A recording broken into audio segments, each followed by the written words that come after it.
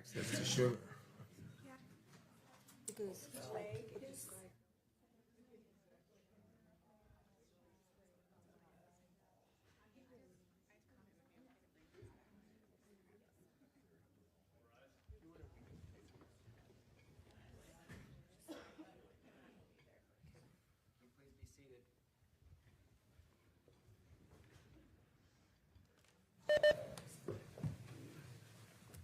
We're going to go back on the record on case 25140 on 132 State of Utah versus Meggan Sundwall.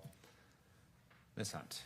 Yes, Judge. I just wanted to make the court aware, and maybe we could do something in advance, but our Mark Farnsworth, our first witness, he has a recent injury to his leg, and if it starts hurting him, he might want to prop it up on a chair. And if it was possible for us to kind of just maybe stash a chair somewhere there, or just so we don't kind of interrupt the flow of testimony, or if that's just in case. Yeah, we can work around that. okay. And then also, as the court remembers, he is diabetic, and so he may need to snack on something. If he wants to bring those up Okay. with him, he certainly can. And then I expect him to be a longer witness, particularly with cross. So maybe we go, I don't know what time the court was thinking about lunch. We're going to work up till noon. Okay. And then we'll take our lunch break and come back and get started with him again. Okay. I know that's not optimal, but No, that works great. it's better for the jury to have Yeah. those kind of breaks. Yeah, of course. Anything else from anybody? No, Your Honor. All right. Let's bring him in.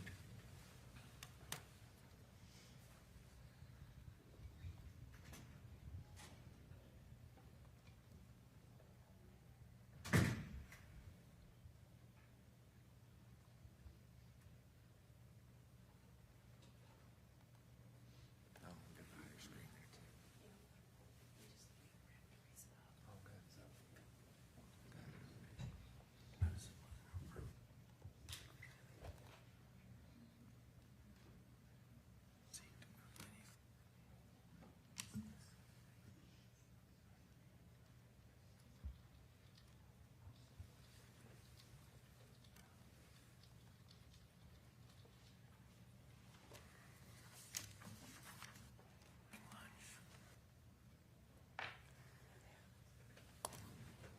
All rise for the jury.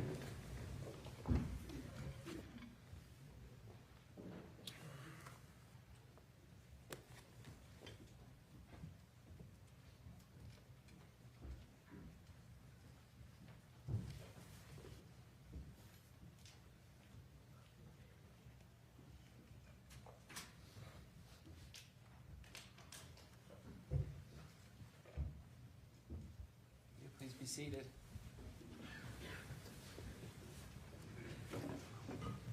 Ladies and gentlemen of the jury, welcome back. We are going to work up until the noon hour, and then we're going to have a lunch break. And at that point in time, I'll tell you when we're going to come back. Stay ready with your first witness. We are, Judge. The state calls Mark Farnsworth. Please come forward, sir. We'll get you sworn in.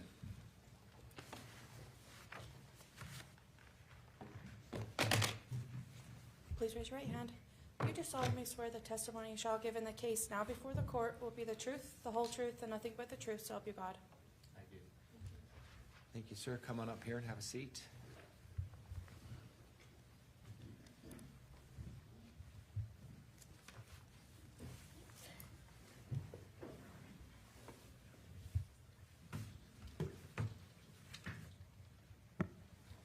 We appreciate you being here. If you can make a point to keep that mic in front of you at all times, we'll all be able to hear and we'll be able to make a good record. Okay. Thank you. Counsel. Good afternoon. If you could please state your name for the record. Mark Farnsworth. Not your exact address, but where do you currently live? I guess what city? That was a bad question. My permanent address, I guess, is 6608 West Stevens Lane, Highland, Utah, 84003. But I'm in another temporary place right now. Where are you living temporarily now? American Fork, How long have you been living in American Fork? since about July. And before that, you mentioned, sorry, what city is your permanent address in again? Highland. Highland.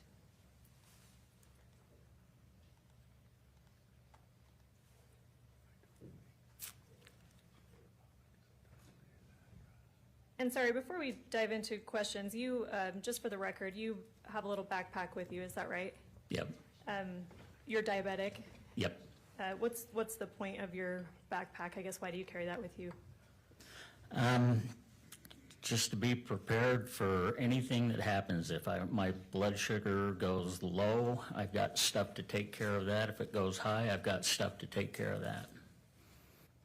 So, and just for the record, if you need a snack or something happens medically that you need to focus on, just let us know and we're happy to accommodate that, okay? Okay? All right, so going back to when you lived in Highland, how long did you live in Highland for?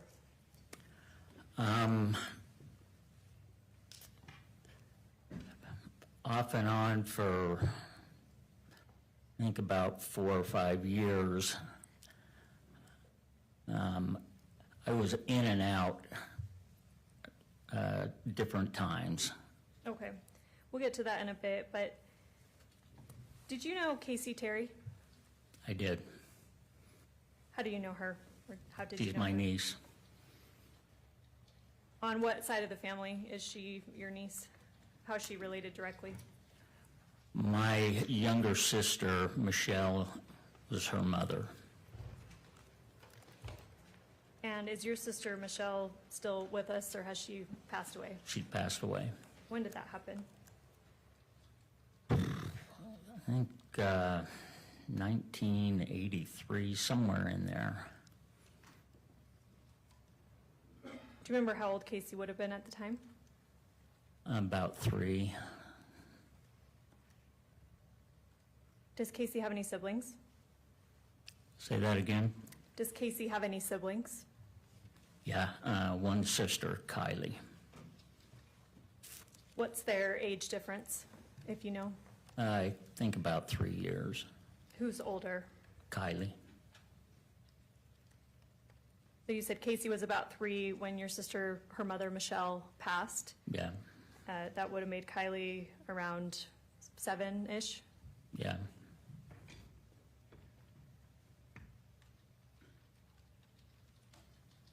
When Kacee and Kylie were children, where did they live? What state? Utah. Were you living in Utah at the time? No, Where were you living? Georgia. How long did you live in Georgia? 14 years. You remember what year you moved out to Georgia? 1990.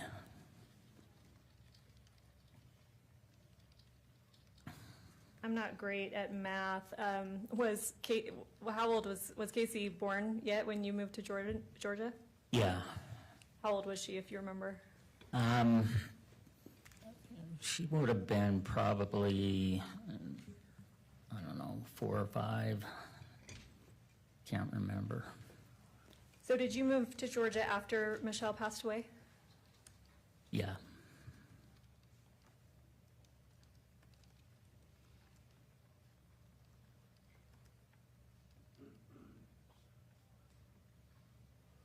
Did Kacee, I guess, was Kacee's father around during her younger years? Yeah. Is he still with us? No. When did he pass away?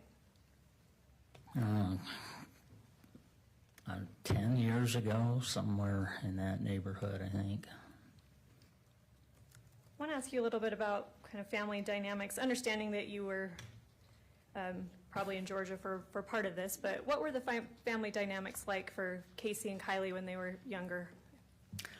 They lived with their dad, but him being a single parent with 2 little girls, they spent a lot of time with my parents, and my mom,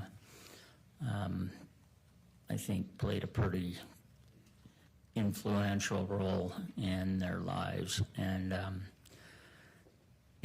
you know, we used to go on hunting trips together and do a lot of family activities together with Kacee and Kylie and their dad. Fair to say they were close family at that time? Yeah. How did Michelle die? Diabetic complications. And then you said about 10 years ago, Casey's father died. Do you know how he died? I think it was cardiac and respiratory problems.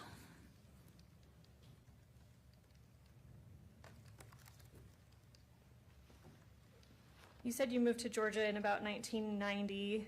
I'm sorry, I already forgot how long you said you lived there. Do you remember when you moved back to Utah? 2004. What was the point of moving back to Utah?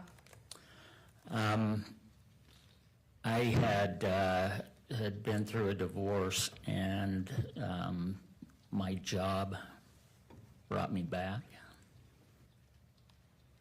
What city did you move to when you moved back to Utah in '04? Highland. And what was your living situation at the time? I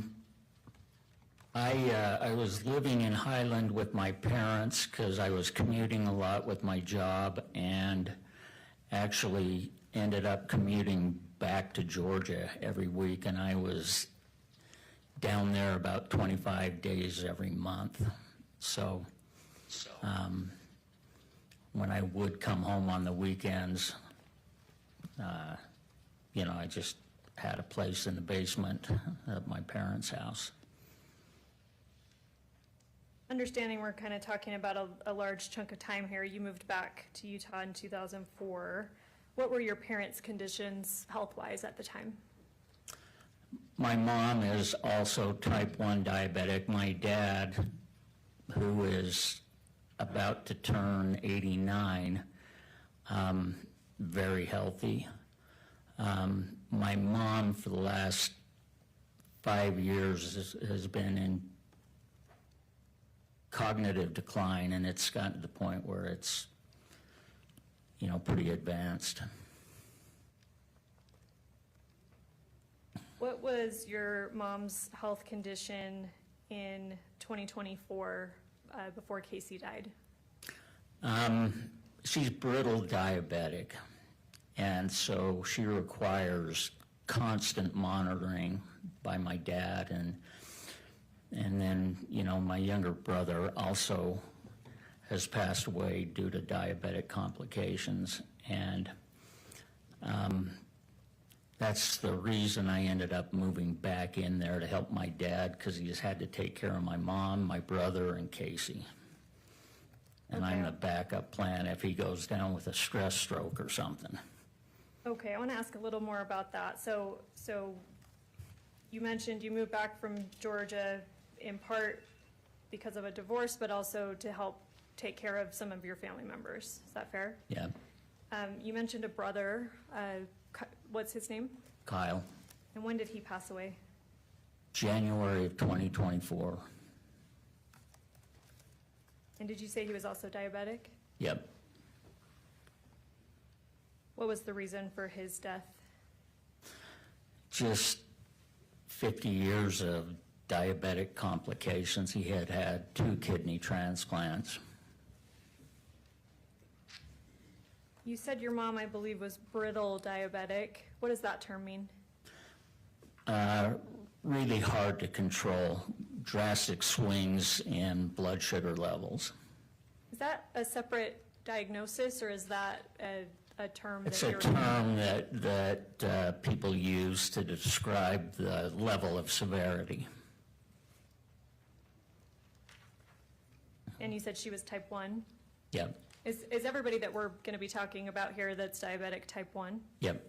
How does that differ from type 2? Type 1 is the more serious. You can't control type 1 with metformin or some pill. Insulin dependent is what type 1 is.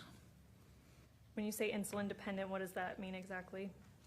You either take injections or have an insulin pump.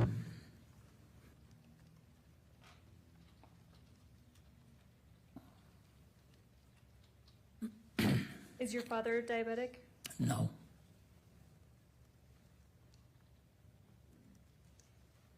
So starting in 2004, I want to walk through the timeline. When you moved back, sounds like maybe just on some weekends because you were still commuting out to Georgia quite a bit. Who was living at your parents' home? My mother and father and Kyle.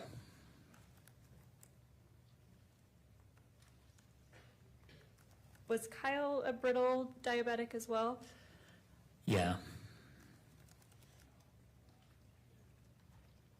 So you helped your father care for Kyle and your mother, is that fair? Yeah, for the first several years that I was back, he wasn't, he could live a fairly normal life. But after the second kidney transplant, and eventually that started to fail, his health just declined. When we talk about understanding this may differ, but let's use Kyle as an example. When you make reference to living a normal life as a diabetic, what does that typically look like? It depends on how disciplined you are. If I use my situation as an example, I would say being type 1 diabetics has not affected me or the way I live my life in any way, but I've always been willing to, if I needed to take 10 shots a day, but I've always eaten whatever I wanted, whenever I wanted. Physical activity, I've always been hyperactive. That's the reason I'm in this boot right now. Got a little too hyperactive, got an injury? Yeah. Just to educate the jury a little bit, I'm not sure everybody's familiarity with diabetes. I guess let's talk about type 1. What does that mean generally? You said that you're insulin dependent. What? Okay, so right now I use what they call a continuous glucose monitor. So I've got this sensor in my arm, and then I've got a reader, and I set a range for my blood sugar, and if it goes low, the reader notifies me so I can get some sugar into me. If it goes high, the reader notifies me so I can get some insulin into me. And what types of things affect your blood sugar level at any given time in the day? The schedule and dosage that I take of insulin, whatever I eat, when I eat, and then my activity level, exercise. You mentioned before that it depends on how disciplined someone is, how normal of a life they can live with diabetes. What was Kyle like when he was alive in managing his diabetes? Well, he was diagnosed when he was 18 months old, and they just didn't have the technology back then in the early and mid-60s to take care of it the way they do now. So from his early years on, he was always out of control, out of balance, and that over time does damage to your heart and kidneys and eyes, and so that's over time, it just wore him out. So when you moved back and were living with your parents and Kyle in Highland, what kind of care was he requiring from you? At that time in 2004, he didn't require any care or help from me, because at that time he was still able to be fairly active, and he could control, or he's the one that managed his situation. My mom and dad didn't have to do anything for him, but over time, that disease just wears you down. Do Do you remember about maybe just a ballpark of a year that Kyle started requiring more of your help? About 2017, he had gotten really pretty sick by then, and then that's when my mom was declining cognitively, and she needed to be monitored all the time. So Kyle's the one that came to me and asked me to move back in to help my dad, because he was taking care of everybody. So let's talk about 2017, that time frame. Do you know where Kacee was living at that time? I'm not sure if she had moved in. I think she had moved in with my mom and dad by then. And to your knowledge, what was the reason that she moved in with your parents? She just needed help. She didn't have a driver's license, a car, and she had the medical condition and issues, and I'm the one that at some point kind of took over her, helping her. So I'd say on average we probably were at the emergency room in the hospital in the middle of the night at least once a month, sometimes twice a month, doing transfusions and things like that. And we got to the point where she'd text me in the middle of the night, and I'd take her down to the hospital, and we got kind of a routine where I'd say, any idea how long you're going to be? Text me when you're done. And 3, 4, 5 hours later, she'd text me, and I'd go get her. Okay, I'm going to come back to that, but let me go back to, so you said in 2017 you believe that Kacee was living with your parents. Do you remember when she would have moved in? No.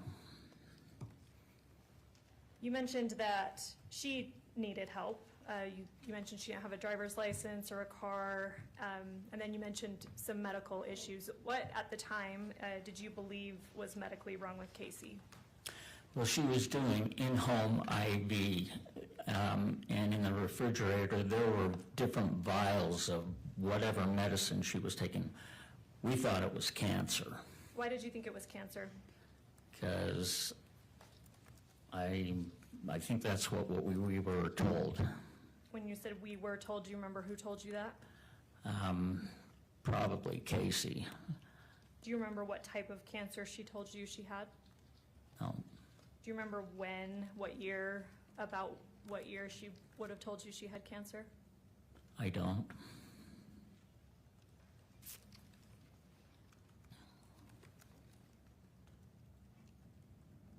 You talked about taking Kacee to the ER pretty regularly, and I'm going to come back to that in a second, but other than things like that, trips like that, and again, I'll come back to what medicine or whatever she was taking at home, what was her kind of day-to-day life like? What was her physical condition like at the time?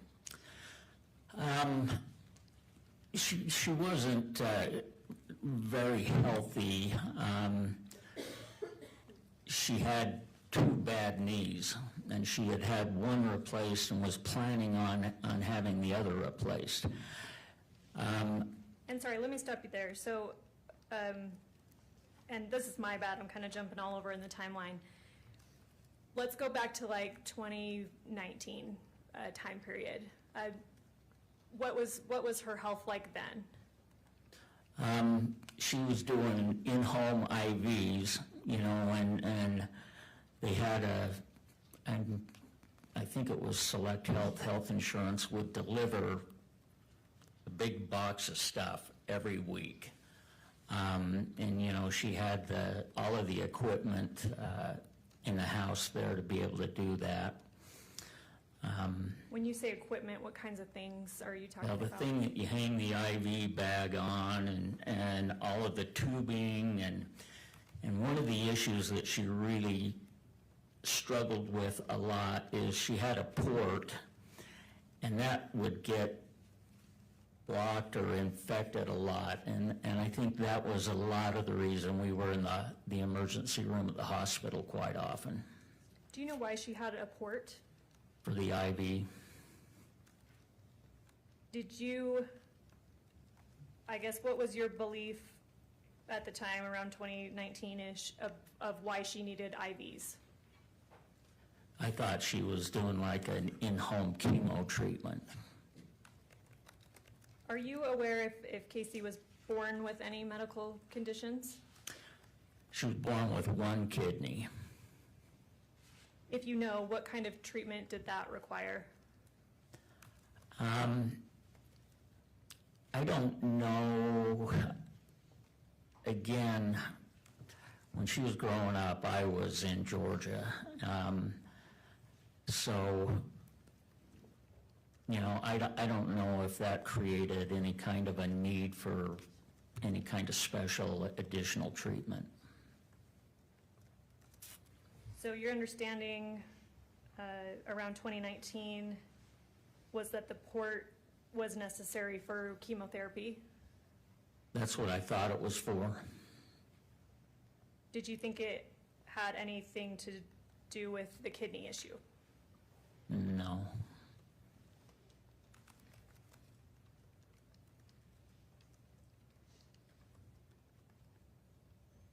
You mentioned that Kacee wasn't terribly healthy around 2019. Was she mobile? Was she able to do things? She had a hard time getting up and down stairs because of her knees. You mentioned that she had a knee replacement. Do you know when that was? It was probably 6 months to a year before the time she passed. And that's just you basing it on your memory?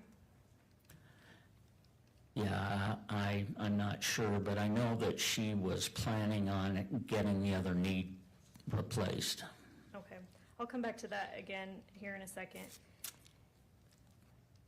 If we're talking about 2020 timeframe, you're helping care for your mom and your brother Kyle. Was Kacee helping you with that at all? She was. Kacee was actually a big help for my mom and dad. She, because of her previous work experience, she was real familiar with medications, and my mom was on so many medications that she would manage that for her. And you know, if that was left up to my dad, my mom would have been dead 10 years ago. So Kacee's the one that oversaw that. Was Kacee diabetic? No. But it sounds like Kacee would have been a big part in helping manage your mom's diabetes. Is that fair? Yep. You referred to your mom as being brittle diabetic, which you said she could have drastic swings either way throughout the day. Is that right? Yeah. How might Kacee need to have been prepared to handle something like that?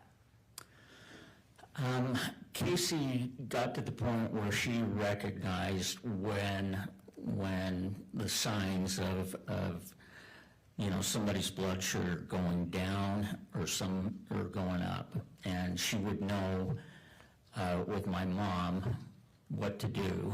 And then also, when my mom got the continuous glucose system like I've got, it was linked to Kacee's phone. So she would get notifications if there was an issue with your mom? Yeah, and the same thing with my brother. You know, Kyle was really bad, and Kacee would be the one that if his blood sugar crashed or went way up, it would notify her on her phone. You mentioned that Kacee would know what to do if there was a blood sugar issue. What things might those have been? Well, if your blood sugar crashes, goes way down, you've got to get sugar. And so, in the fridge downstairs by Kyle's bedroom, there was bottles of Coke. And so she'd get him that. If his blood sugar was going way up, then she would know, based on how high his blood sugar was, how much insulin he needed. So according to your observation of Kacee helping care for both your mom and your brother, she understood how insulin worked, Yep, doses of insulin that those two individuals required, yep, and it sounds like signs of high or low blood sugar. yep.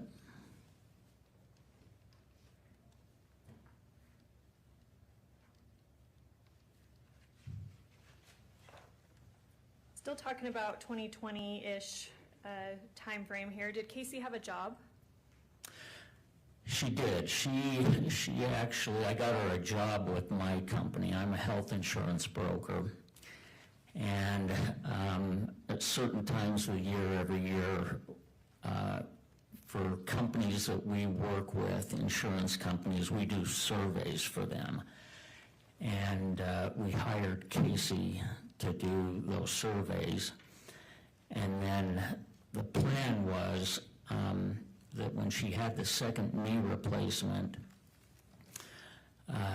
my boss had actually asked her if she was interested in getting her license as an insurance agent and coming to work full-time for the company.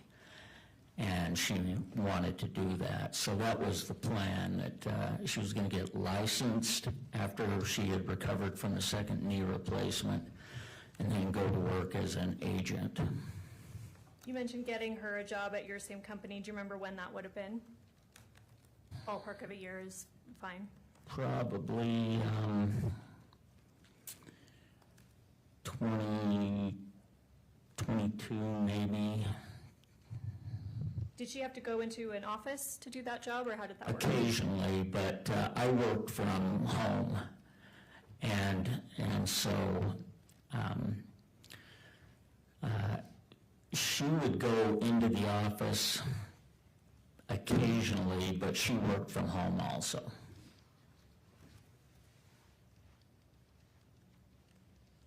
So you said you think around 2022 is when you got her that job? Yeah.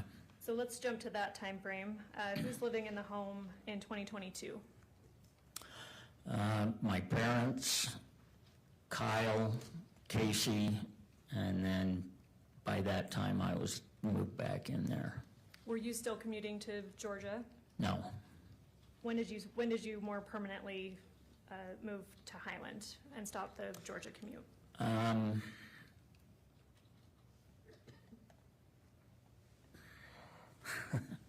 Sorry, I know I'm asking to recall a lot of dates. I think I've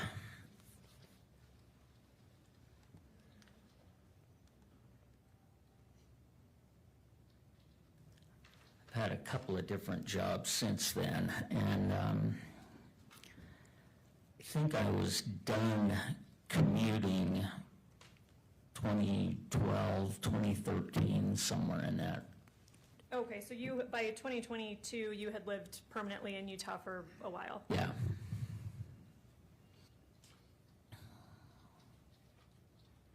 Was Kylie living in the state at the time in 2022?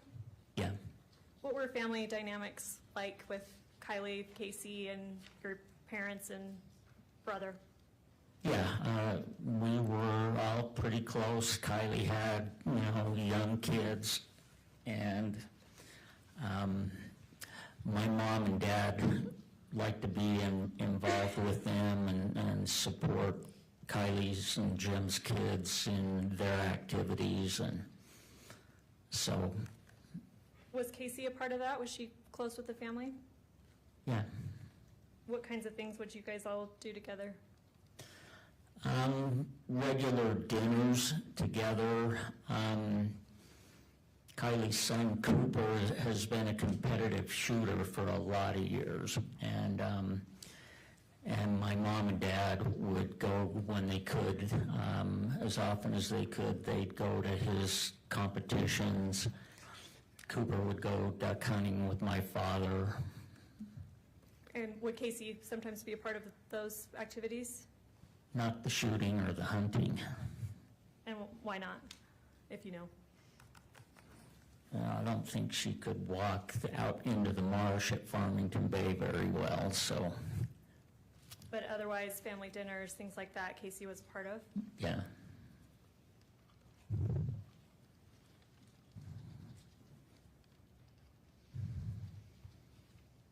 All right, I'm going to show you what's been marked for identification as State's Exhibit 1. It should, you have a screen up there by you. It should pop up. Let me know when you see that.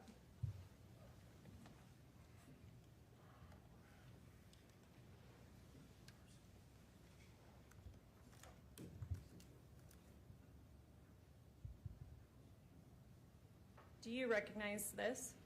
Yep. What is this? That's my parents' home. And what, I guess, what view of the home is it?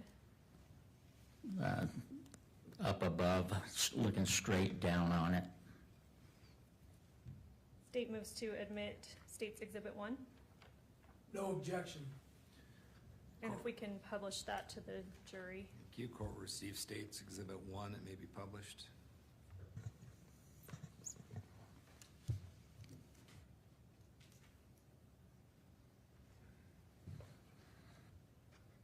All right, you said that this is an aerial view of the home. Yep.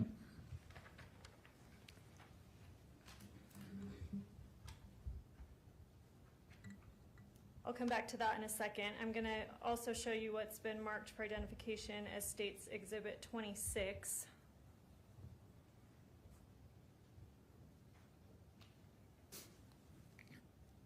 Let me know when you see that. I see it. Do you know what that is? That's the front view of their home, the front of their home. State moves to admit Exhibit 26. No objection. Thank you. Court received State's Exhibit 26. Wish to publish? Yes, thank you.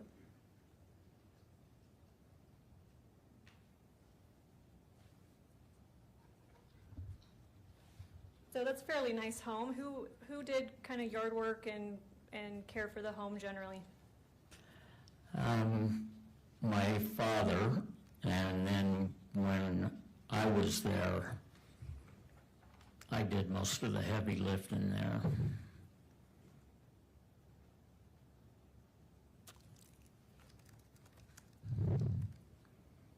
I'll get to the basement in a second, but describe the inside of the home. Let's start with the top floor, or I don't know, how many floors does the home have? Two. Let's start with the top floor.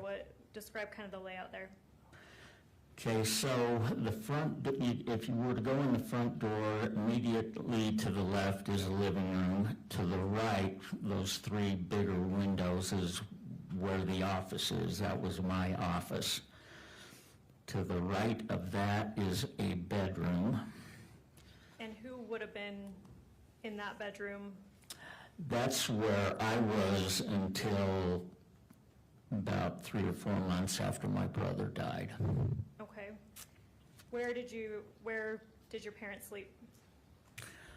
Their bedroom was over on the left corner there where the living room was. If you go straight behind that, that's where their bedroom is.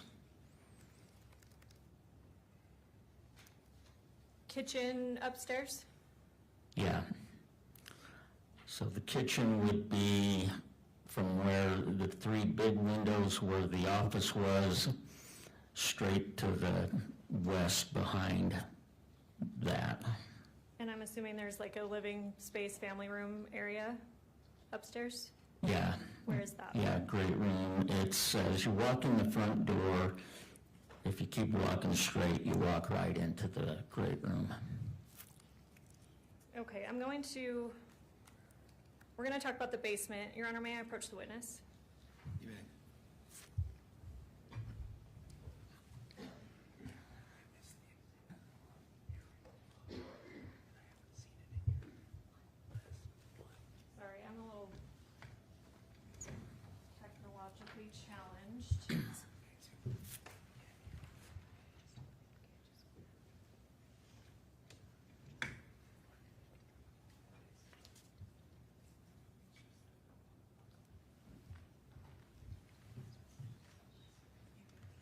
All right, I'm handing you an iPad that you can draw on. There's a little, I don't know what you call it, stylus pencil tool up there. I need somebody with fingernails to get that out of there. Have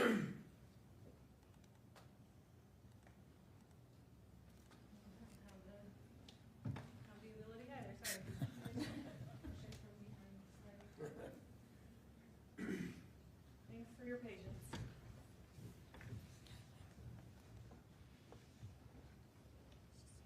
All right, and for the record, we're gonna call this State's Exhibit 3. And what I want you to do, and Judge,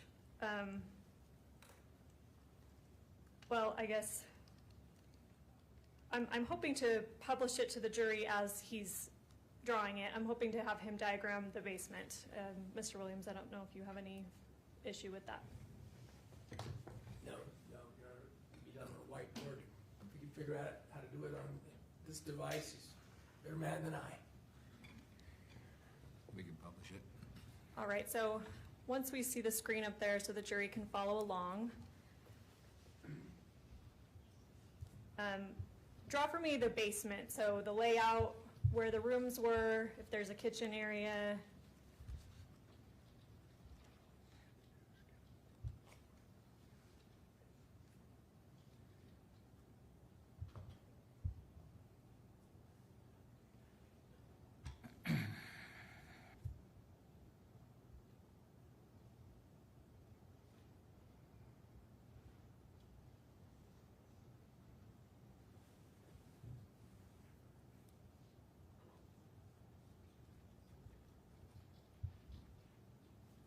All right, and let me just briefly stop you here. What have you drawn so far? This kind of bigger L Okay, so box at the bottom, what's that? That's not lined up with what I'm looking at on my screen. Yeah, sorry, we'll work through this together.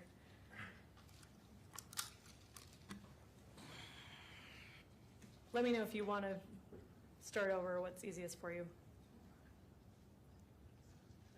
Yeah, I don't know if there's a way to twist that counterclockwise one turn.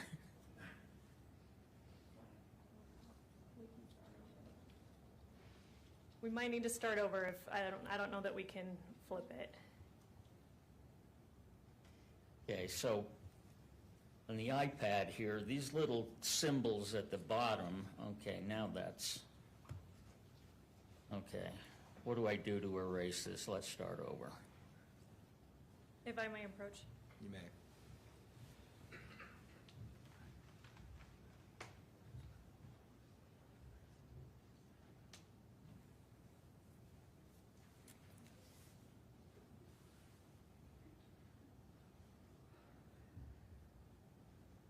now you have a blank one. Let's see if that works a little better. Now it's not even writing. I'm so sorry.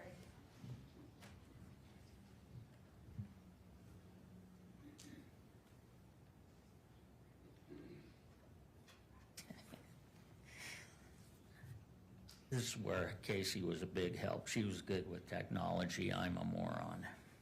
I kind of am too. All right, are you able to draw now? Yep. All right.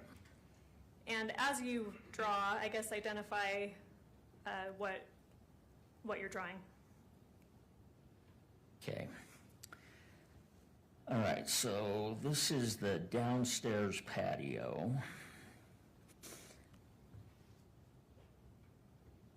And these are the stairs that would go to the patio. This is the door into the kitchen, and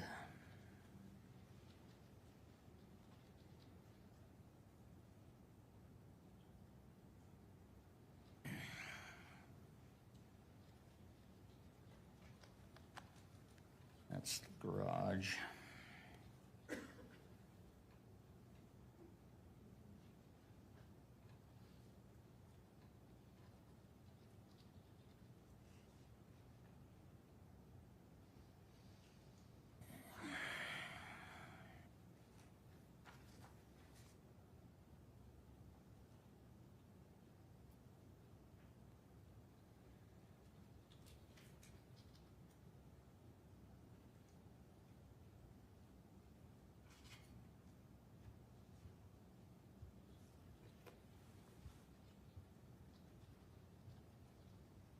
All right, so you've drawn a room to the top left labeled den.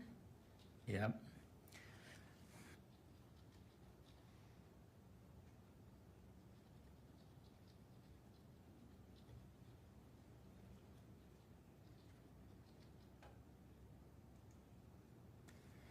And then just for the record, below the den is Kacee's bedroom. Yep. That's a bathroom, and then the hall. So these stairs, by the little green thing there, So the stairs at the bottom of the screen. yeah, come down from the kitchen upstairs. And then this is the downstairs kitchen.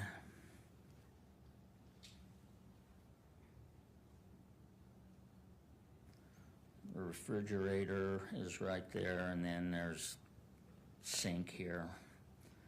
Okay, And so these aren't, now that we're talking about the kitchen, you're actually putting in appliances. These aren't separate rooms. Right, So you've, the sink, you've drawn a sink, and then the little square with the F is the refrigerator. yep, Okay. And then what's this box that you've just drawn? that's a bar. With, there are 4 bar stools there. Is there another bedroom in the basement? Yeah, this is my brother's bedroom. And this is where I ended up moving into until I moved out. Okay, and we'll get to that here in a bit. Is there a living room space other than the den down there where like a TV is, or? No, the kitchen's just really big, and it's big enough that if you wanted to create like a TV room or something, you could do that. But at the time, so we're talking 2022 to 2024, was there any kind of TV room in there? No,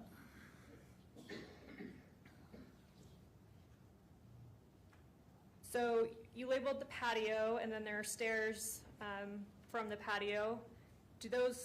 Where do those lead? Do those go up? they go up to,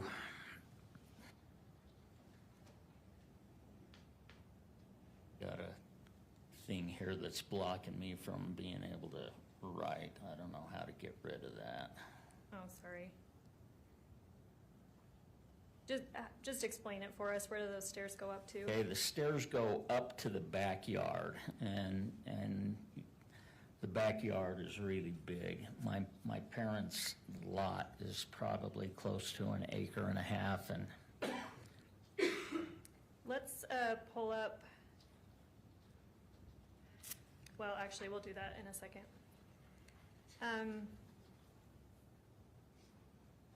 So when Kacee and Kyle, when they were both alive and living in the basement, did they share the bathroom in the No. basement? no, there's a bathroom in Kyle's bedroom, and then that just below Casey's bedroom, next to Casey's bedroom, is a bathroom. So would Kacee have had her own bathroom then, fair to Yeah. say? Yep. You mentioned 3 people at the time that were diabetic in the home, yourself, Kyle, and your mom. How is insulin kept and stored generally?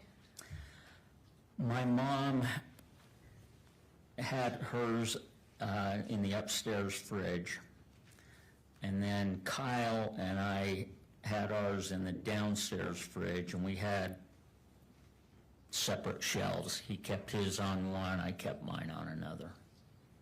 So insulin needs to be refrigerated? Yep, Do you know the reason for that? it just breaks down and becomes ineffective if you don't.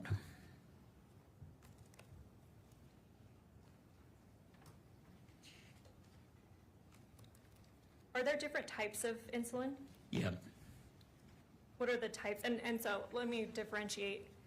Certainly there are different brands of insulin, is that right? yeah. Are there also different, like, actual types of insulin? Yeah, basically, there's fast-acting insulin and long-lasting. So insulin that's like extended release over time.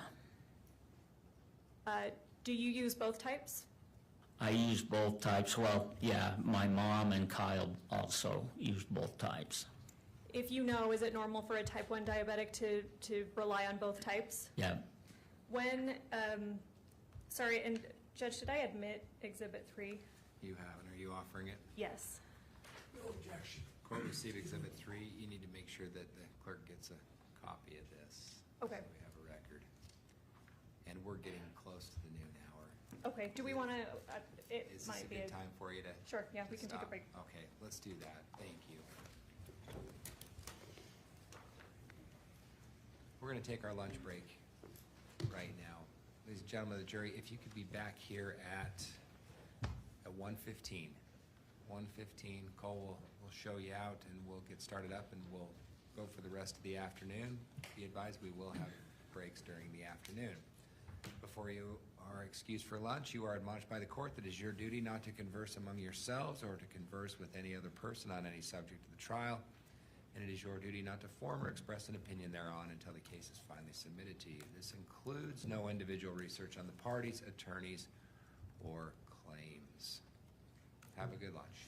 All rise for the jury.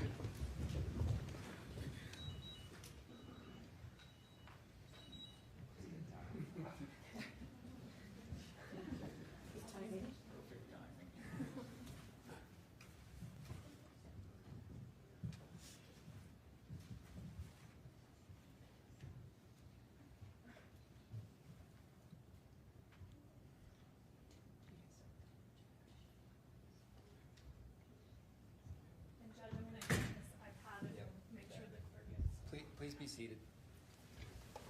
Counsel, anything else we need to cover before we take our lunch break? No, defense, sure. Anything from the state? All right, 1:15, we'll reconvene. I appreciate everybody's efforts so far. We'll be in recess. Do you know anyone who uses a surface? When you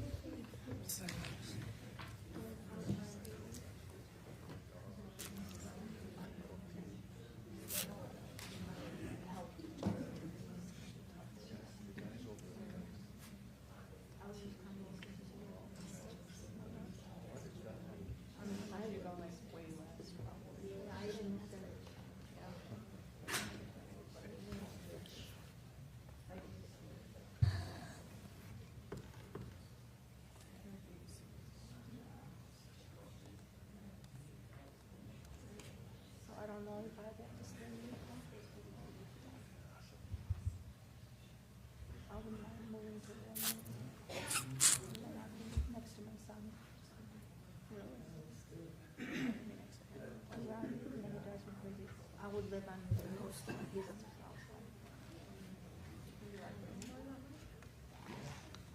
Just a couple things. When I was there, I didn't like it at all. All rise for the judge and jury.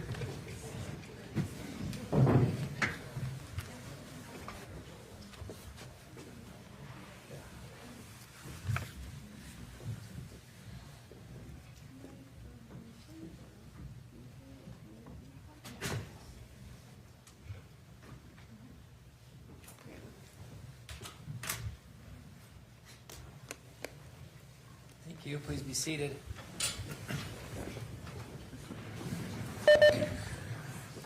We're going to go back on the record on case 251-401132, State of Utah versus Meggan Sundwall. Ladies and gentlemen of the jury, hope you had a good lunch. Thanks for coming back. Mr. Farnsworth, I'll remind you that you are still under oath. Ms. Hunt. Thank you, Judge.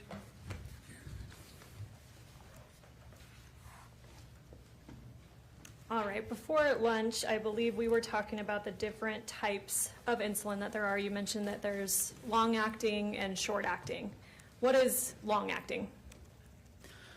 Long-acting is something like Lantus or Levemir, which is like extended release. And in our family, we would take that, like for me personally, I take some of that in the morning and it kind of helps keep things level throughout the day.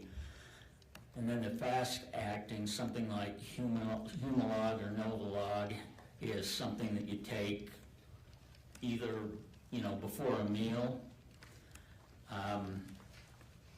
or if your blood sugar spikes and goes high and you need to bring it down real fast, then you take the fast acting.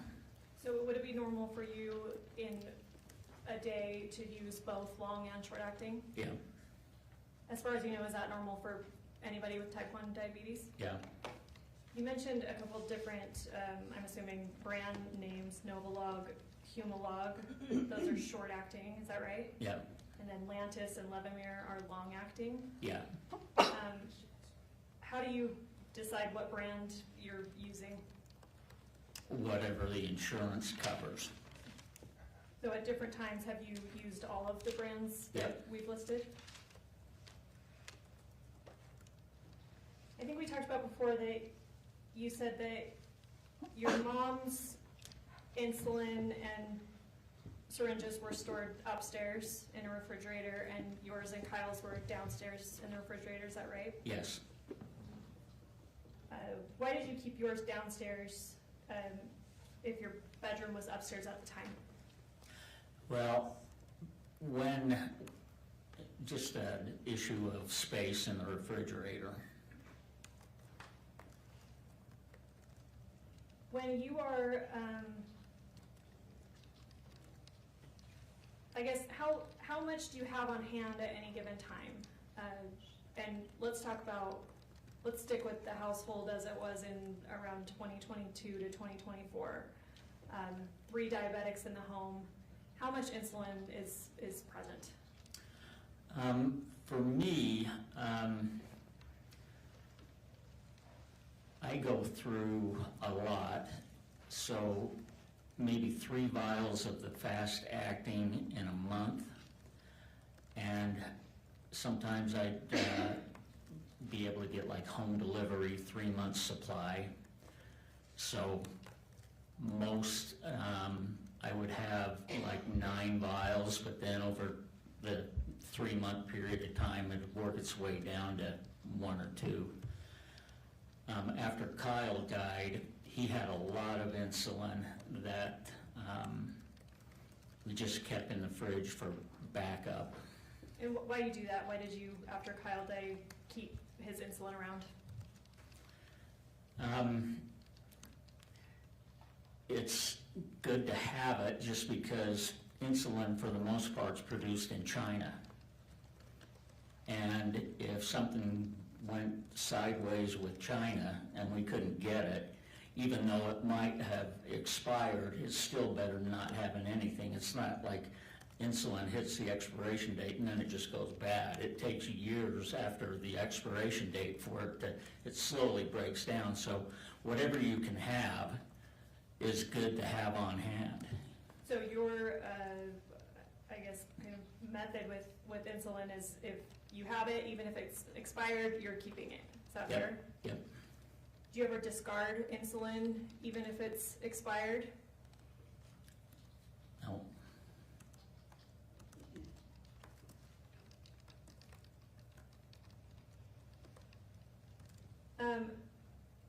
You mentioned that the brands that you used at any given time is dependent on what insurance would cover, and that at some point you had all different brands that we've talked about. Is Yeah. that true of your mom and Kyle as well? Yeah.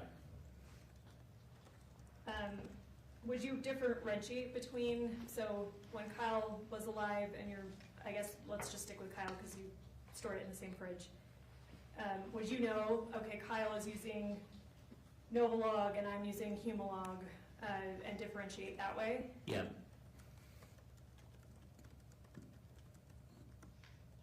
Is there a meaningful difference? Novalog and Humalog are both fast acting, is that right? Mm-hmm. Is there a meaningful difference in how those brands work? Does that make sense? Yeah. No, they're the same. They're pretty much interchangeable. You said when Kyle died that he left a lot of insulin and you kept that? Yep. Did you still keep that separate from what you were still receiving? Yeah. Did you inventory it? No. So at any given time, were you able to say, I should have X amount of bottles and this is what I do have?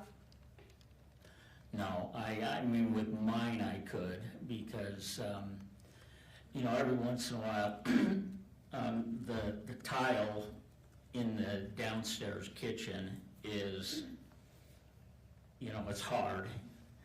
And, you know, there have been a couple of times that I've dropped a vial on that tile and it's cracked. So, you know, so I have a regular schedule that they ship it to me, but if I drop one and it cracks, then I'm gonna be short before they ship it again. And so that's another reason that I don't ever throw anything away.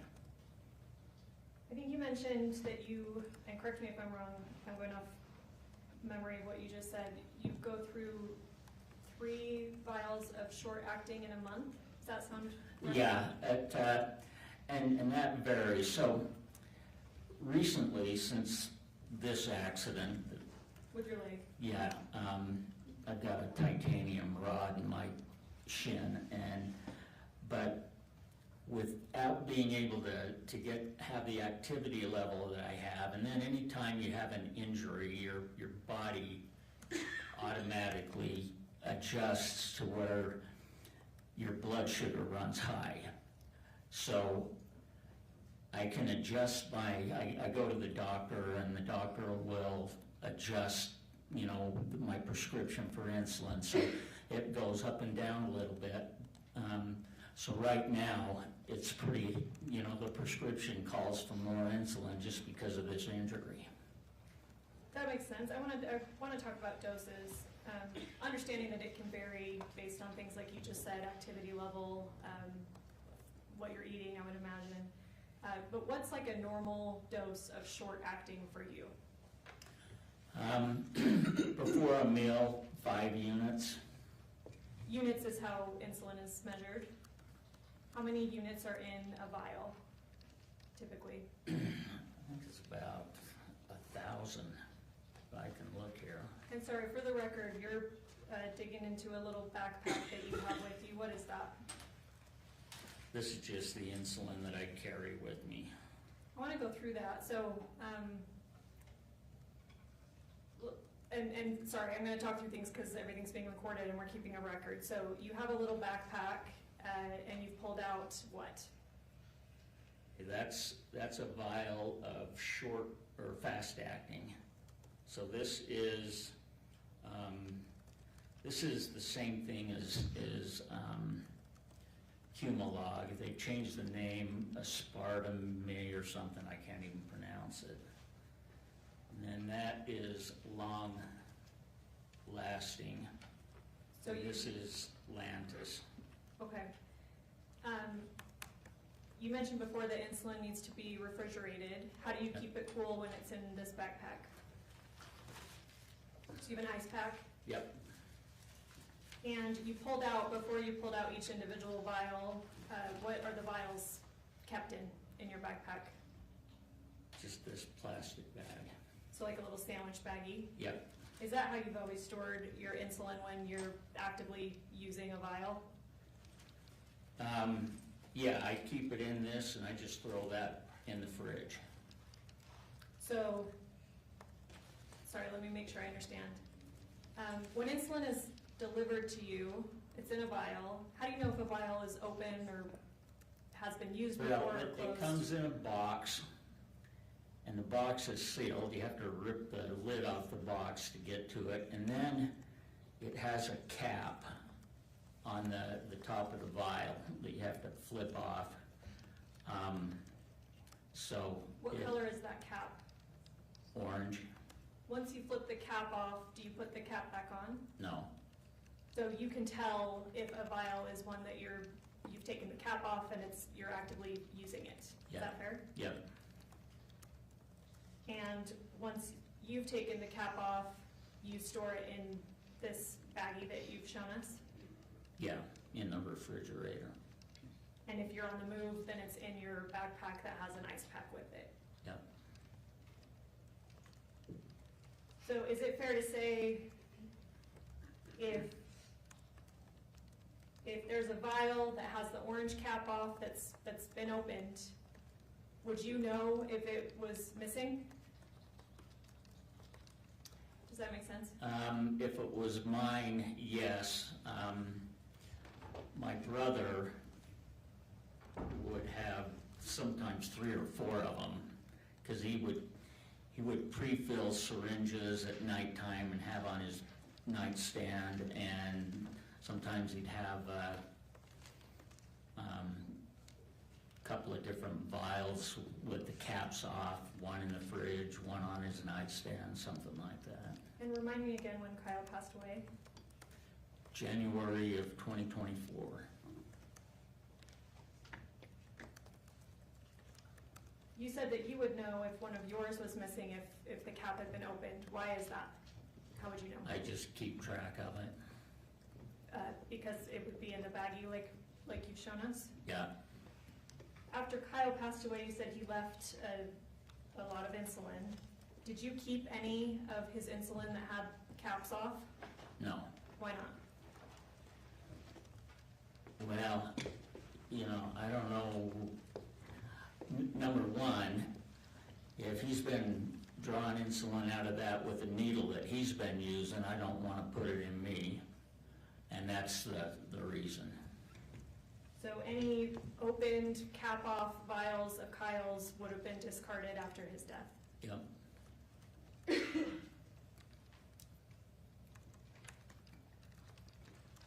We've talked about where insulin was stored. Where did you keep syringes? I kept mine in a box in one of my dresser drawers. Kyle had his, I'm not sure where he used to keep his syringes. And my mom's were upstairs in a kitchen cupboard. Are these single use? You just use them one time and then you get a new one, or how does that work? Supposed to be, but I use one a day. And sounds like you make sure not to share needles with another person, Right. but if it's yours, you use one a day and you feel fine about that. Yep. Are syringes delivered to you at the same frequency as insulin? Not as often. I don't go through them as fast as I go through insulin. So are there syringes around the home? Yeah, yeah, and there's different sizes of needles, and so for example, my mom uses a real small one. I use one that's pretty big. What difference does that make? Why do people use different sizes of needles for insulin? For me, I like the longer ones because you can see when you give yourself an injection, the needles aren't straight. They're always on an angle, and for me, it's easier to get the right angle so I can, you know, when I put it in my arm, it's not going in at a weird angle and hurting. Plus, I've always just thought that if I can get the insulin into a muscle deeper, it works faster. But that's just me. I don't. You don't know if that's medically backed Yeah. up, but that's your sense. Yeah. You said your mom uses thinner. What's I don't know the correct term. Thinner. Length and gauge, and I don't even pay attention to the different sizes. Does your mom store her syringes with her insulin upstairs? Yeah. And then where would Kyle's have been stored? Probably somewhere in his bedroom. I'm thinking probably in, you know, they come in boxes, so a pack of syringes has 10 syringes in it, and you buy a box that's about like that, that's got 10 packs in it. And and I've always just kept those boxes, and I'll have 2 or 3 at a time in a dresser drawer, and I think that's what Kyle did too. Did you inventory your syringes? Is that a no? No. Sorry, we're being recorded, so gotta make sure the record gets headlines.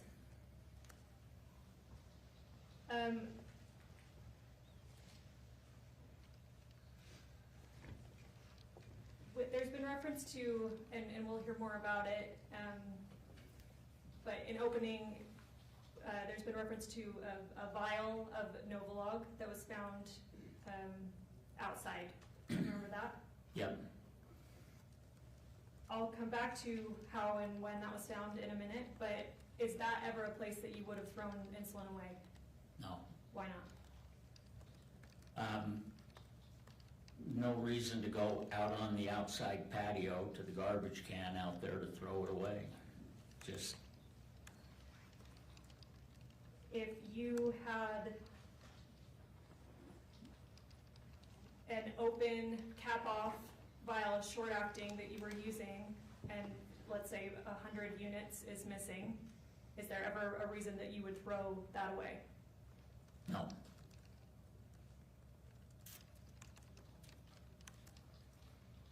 Is that patio trash can ever a place that your mom would throw any insulin away? She can't even get down the stairs on her own, so no. When Kyle was living, is that a place where he would have ever thrown it away? No. Why not? If you There's were- just too many other places in the house, in his bedroom, you know, under the kitchen sink where the main garbage can is. When Kyle was living, was he like you, where he kept insulin around in case, you know, something happened, or it's better to have it on hand than not have it at Yeah. all? Yep.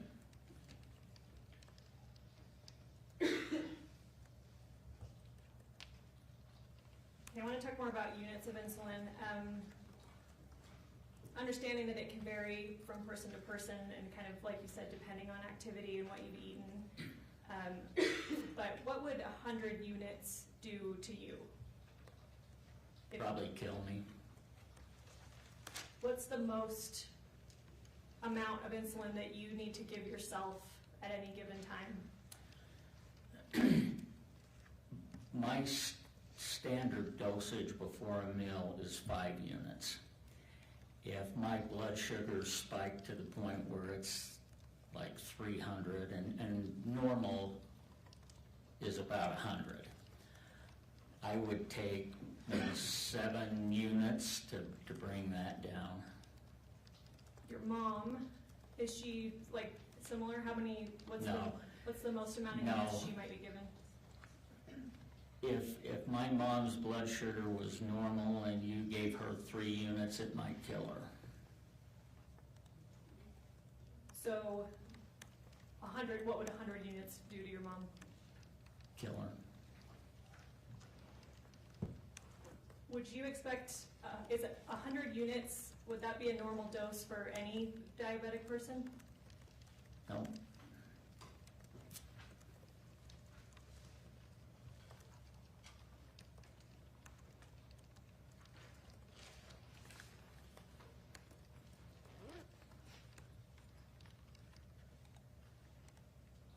I understand that insurance covers some or all of your insulin, but do you know like the street value of insulin? Yeah, there's been a couple of times where I haven't had insurance, and depending on long-lasting or fast-acting, 300 to 380 a vial. Does that factor into whether you would ever throw away a nearly full vial of insulin? No, I mean, if it was 5 cents a vial, I wouldn't throw it away unless it was already opened. We've talked about how Kacee helped manage your mom's diabetes and insulin. Would you expect her to have knowledge of how much insulin costs? Yep. Would you expect her to have knowledge of what a typical dose looks like for your mom, for instance? Yep.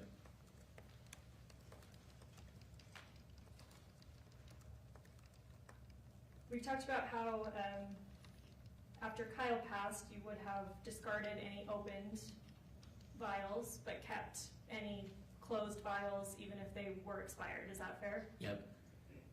How did you go about cleaning up, or I don't know, managing Kyle's insulin after his death? I think I probably just gathered it up, looked at expiration dates, and probably, I'd get a plastic bag, and so if he's got X number of vials with a certain range of expiration dates, and then I'd, with marker, put the expiration date on the bag. So I might have 3 or 4 different bags with different date ranges. And then that would have been in the downstairs refrigerator, Yeah. but any uncapped ones would have been discarded. Yep.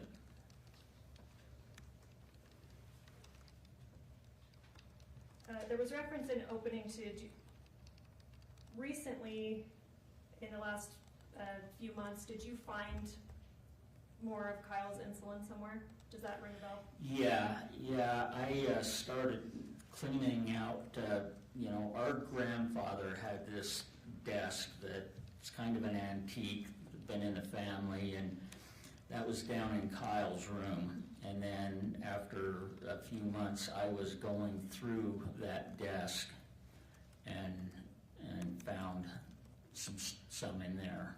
When you say after a few months, do you mean after Kyle's passing? Yeah. Was Kacee still alive at this time? I don't remember. Do you remember calling the detective and letting her know that you had found more Yeah. insulin? Do you remember when that happened? No. Does December of this last year ring a bell? Could have been, yeah. Why did you call the detective to let her know about whatever insulin you had found? Just thought she might want to know. And you believe you found that where? In Kyle's desk, in that desk drawer. Do you remember if that was uncapped, opened insulin, or what the state of that was? Yeah, I don't remember. All right, I want to backtrack. I'm sorry, I'm kind of jumping all over the timeline, but back to when Kacee was alive, what was your day-to-day relationship like with her when you were both living at your parents' house? My work day usually started at about 7, but I worked on the East Coast a lot, and my phone would start ringing sometimes at 6 in the morning, so quite often I was in the office at 6 in the morning. And then there were times that I was working on something that had me in the office until 10 at night. So I probably average about 10 hours a day at work. Meaning that you're in that upstairs office that you pointed out in one of the exhibits. Yeah. So how often would you see Kacee during the day on a regular work day? Kind of rarely. You know, if she was home and I had to go downstairs for something, you know, I might run into her then. A lot of times in the morning, if I wasn't in the office at 6, if I was in the office at like 8 or something, I'd usually see her down in the downstairs kitchen in the morning. What was your rapport like with her? Did you get along with her? Mm-hmm. Yeah. Did Kacee have a lot of friends? Yeah. Did you know any of them? Not really. I knew Michelle, kinda, but other than that, none of them. Would Kacee have friends over to the house a lot? Yeah. And sorry, a lot is vague. What does that mean? How often might she have friends over? Somebody just about every day. Do you know what types of things they would do if somebody was coming over? No, they'd sit out on the downstairs patio and talk and smoke. Did Kacee have any pets? Yeah, she had a dog, Do you remember the dog's name? Bella. How did Kacee feel about her dog, if you know? Bella was the most important being on the planet to Kacee. How do you know that? Just watching her, and Did Kacee take good care of her dog? yeah.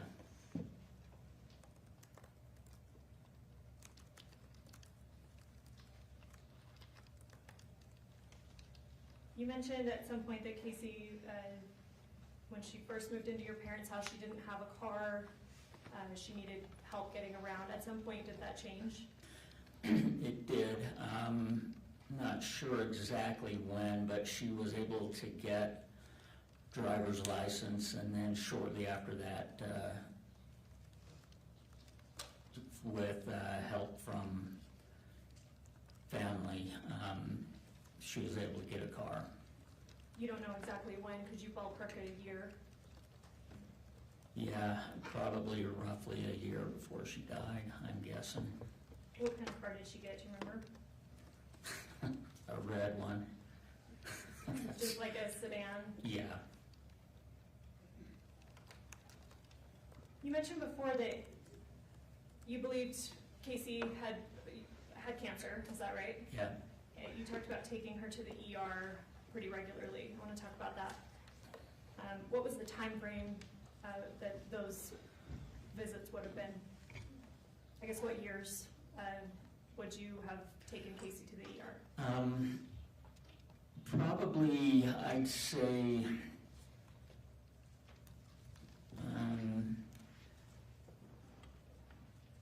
2022, maybe 2021 through when she died. Do you remember the last time you took her to the ER before she died? I don't. Could you ballpark about how long before she died you remember doing that? I'm guessing it would have been within a month, maybe a couple of weeks. We just talked about how she had a car at that time. Why would you have been the one to take her still? Well, sometimes she would get so sick that she just was almost incapacitated. She couldn't have safely made the drive. What did that look like when she got so sick? Are these things that she was telling you, or things that you're observing, or some combination? Well, yeah, she would tell, you know, my mom and dad and me, and but also you could, you know, when she was really sick, you could just being around her tell. You mentioned that her port would often get infected, and that was one of the reasons that she may have needed to go to the ER. Tell me about that. How would you know if that was going on? Well, she would know, and I mean, she would tell me, you know, and she'd be sick, and, you know, I don't know, and I didn't see it, but if it was blocked or something, so she wasn't getting whatever it was she was taking in the IVs, or if it got like red and hot, but whenever she needed to go, you know, I would take her. How frequently would you ballpark that was happening in a month? With the port, I don't know, but, you know, other reasons that she was going for transfusions once in a while, even with her knee problems. So there were a variety of reasons that she would be needing to go down to the hospital. You mentioned transfusions. Are you getting this information from what Kacee is telling you, or do you actually go into the ER with her and see how they're treating her? Well, the first couple of times that I took her, I went in with her because I had no idea what to expect or if I should wait there or what. But after that, I would ask her, so how long do you think you're going to be, and then call me when they're releasing you, and I'll come and get you. And understanding it may vary, but do you have a general time frame that she would be at the ER on any given time? Probably 3-4 hours. And sorry, I may have already asked this, but in say a month time frame, was this happening so frequently that you would expect to be taking her multiple times a month, or is it once every few months? Once a month. Sometimes she'd get really sick to the point where it was a couple of times a month, but, you know, and there may have been stretches of time where it was every other month once. Was your understanding that, we talked about if her port was infected, but other times, was it your understanding that she was sick because of cancer or Yeah. other things? You mentioned her knee surgery. You couldn't quite remember when that was done. Did you take her to have that surgery? I did. That was done at LDS Hospital up in Salt Lake, and I took her to that.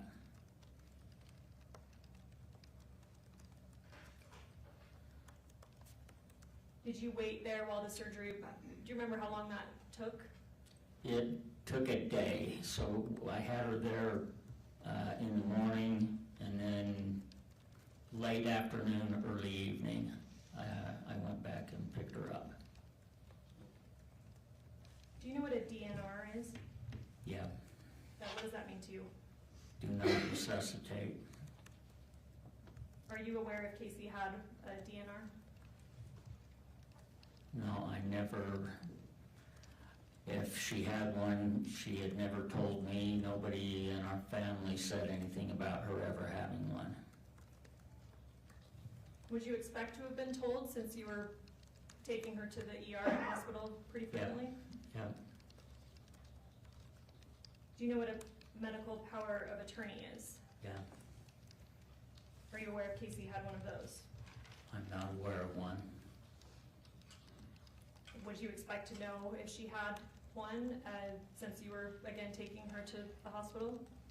If she would have had one, it would have been Kylie, and I don't know that I'd have been in the loop on that. Did you ever talk to Kacee about her having life insurance?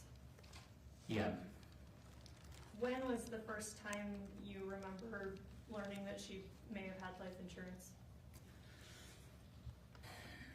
I don't remember. I don't have any idea even on a time frame. Did she ever tell you who the beneficiary was? Yeah. Who did she tell you that was? Well, she said at first it was Meggan, and then over time she said that changed and she took Meggan off. And, you know, a few months before she died, I asked her about it, and I asked her how she was making the premium payments because she didn't have any income, and she said her boyfriend Mike had made a couple for her. But then after that, we didn't talk about it again, and I doubted that it was still in force. I would guess, and this is just a guess on my part, but that it was canceled for non-payment. You had doubts about whether she had life insurance while she was still alive, Yeah. other than her not having much of an income, or were there other reasons to doubt that? I can't remember if she just told me that she stopped making payments, and so I assumed that she didn't have it anymore. I can't remember, but I just had the sense that she didn't have it any longer. Do you remember how much that life insurance policy was supposed to be for? I had heard $1 million. You said that at some point she told you that Meggan was the beneficiary, but she had removed her. Do you remember why? I don't remember why. I asked you a little bit about the friends of Kacee's that you knew. You said you knew Michelle. Did you know Meggan before No, August 12th, 2024? no, Had you heard about Meggan? yeah.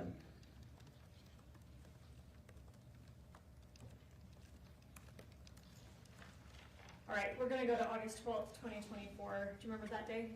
Yeah, Do you remember what day of the week that was? I don't.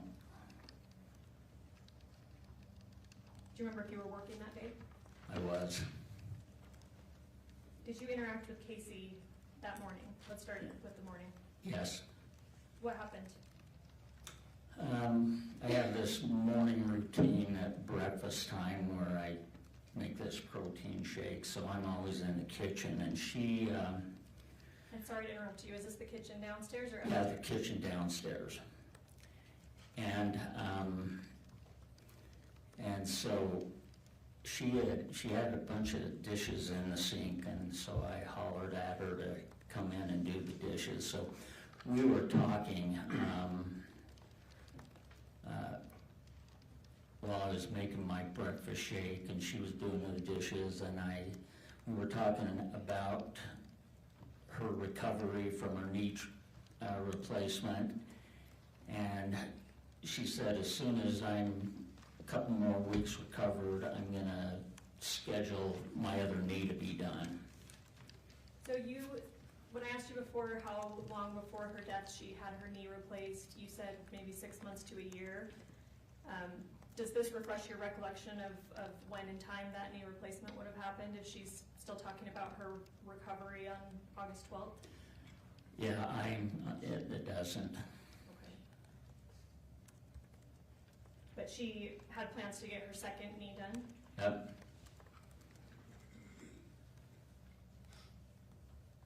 If you know, did Kacee have other future plans going on that she talked about with you? Yeah, we talk regularly about getting her insurance license and her becoming an insurance agent and going to work for my company. What's the time frame like on that process? How, I imagine there are tests or something you need to, or certifications. What, do you know what that looks like? Yeah, I mean, nowadays you can do licensing online. Like in So- a day, or is that, does it take like, You could probably do it in a couple of weeks if you're putting a lot of time online, and then you do a final test with the state. and you said she had plans or ambitions to do that?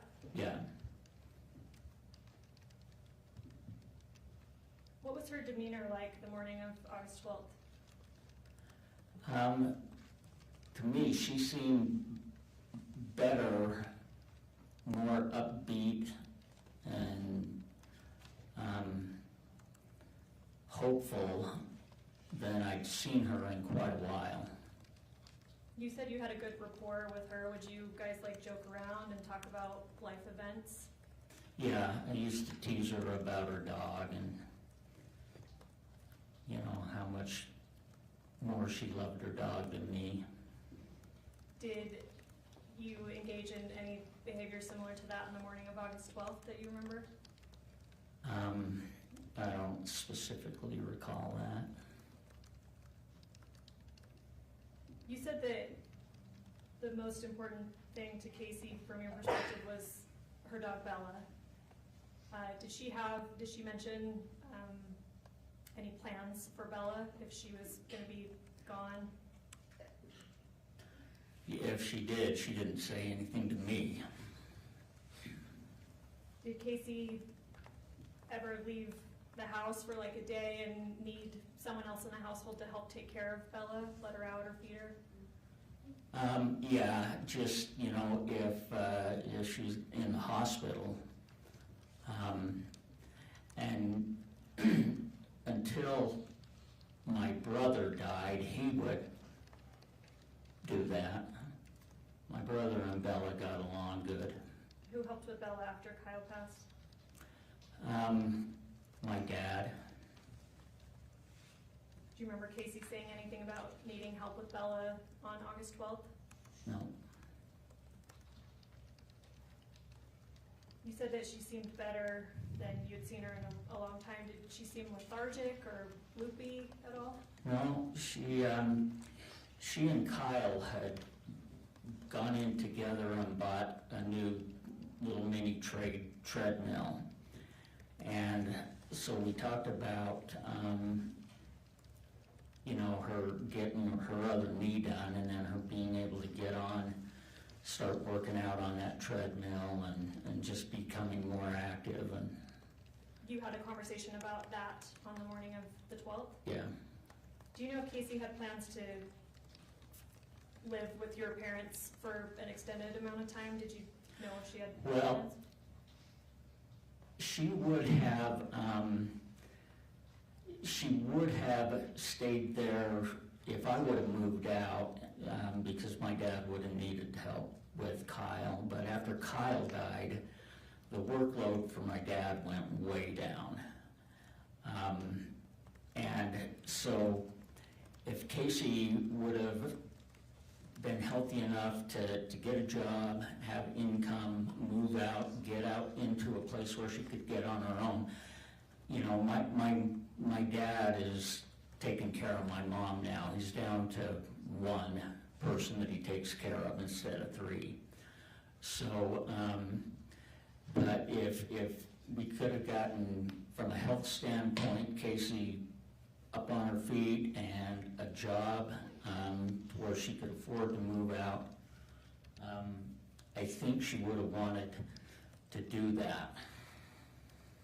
Was there any indication to you the morning of August 12th that Kacee was suicidal? No. If we can pull up State's Exhibit 1.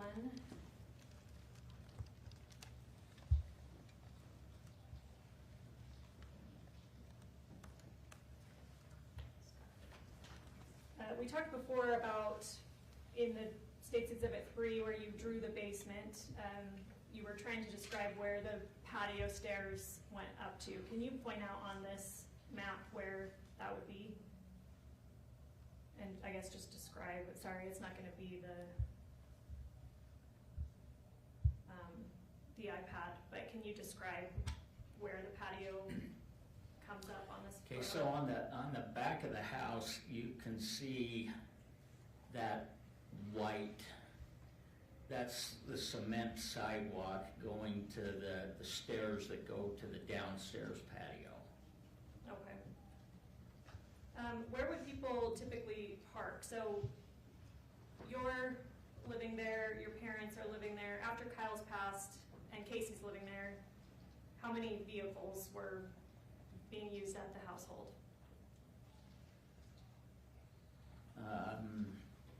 Did you say after Kyle passed? Yeah. 3. And where were people parking right typically? It's a 3-car garage, so all of them were in the garage. If Casey had friends over or visitors, do you know where they may have typically parked? Yeah, if you look at the driveway there, on the right side of the driveway, you can see those trees with a shade on the concrete. They park along that edge of the driveway in the shade usually. So you have a fairly big driveway, and then there's also this kind of loopy driveway in the front. Yeah. Was it ever typical of anyone to park there? Not really, unless, there were multiple friends there at the same time. The morning of August 12th, when you had a conversation with Casey, do you remember what time we're talking about? I think it was probably around 8 o'clock, maybe 7:30. What did you do after this conversation? Went to the office.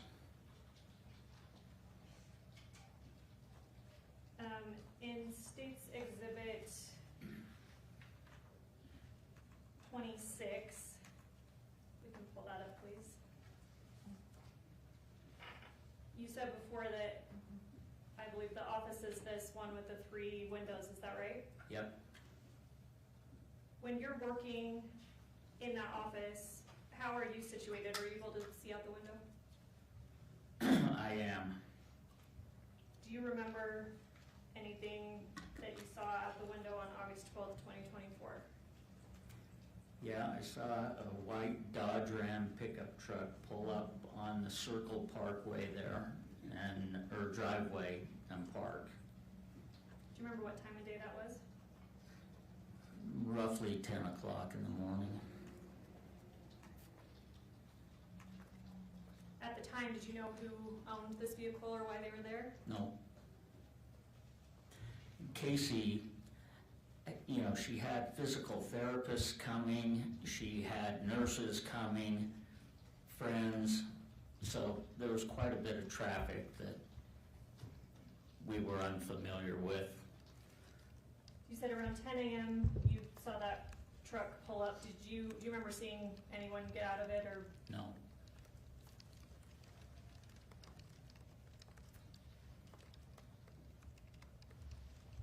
Based on how you're situated in that office, would you have seen if whoever got out of that truck went in the front door to the home?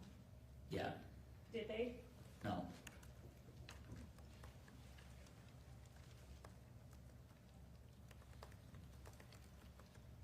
When you're working in the office, do you ever have a need to go down to the basement during the day?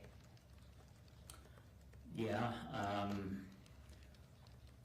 So if I needed to get an insulin shot or use the bathroom.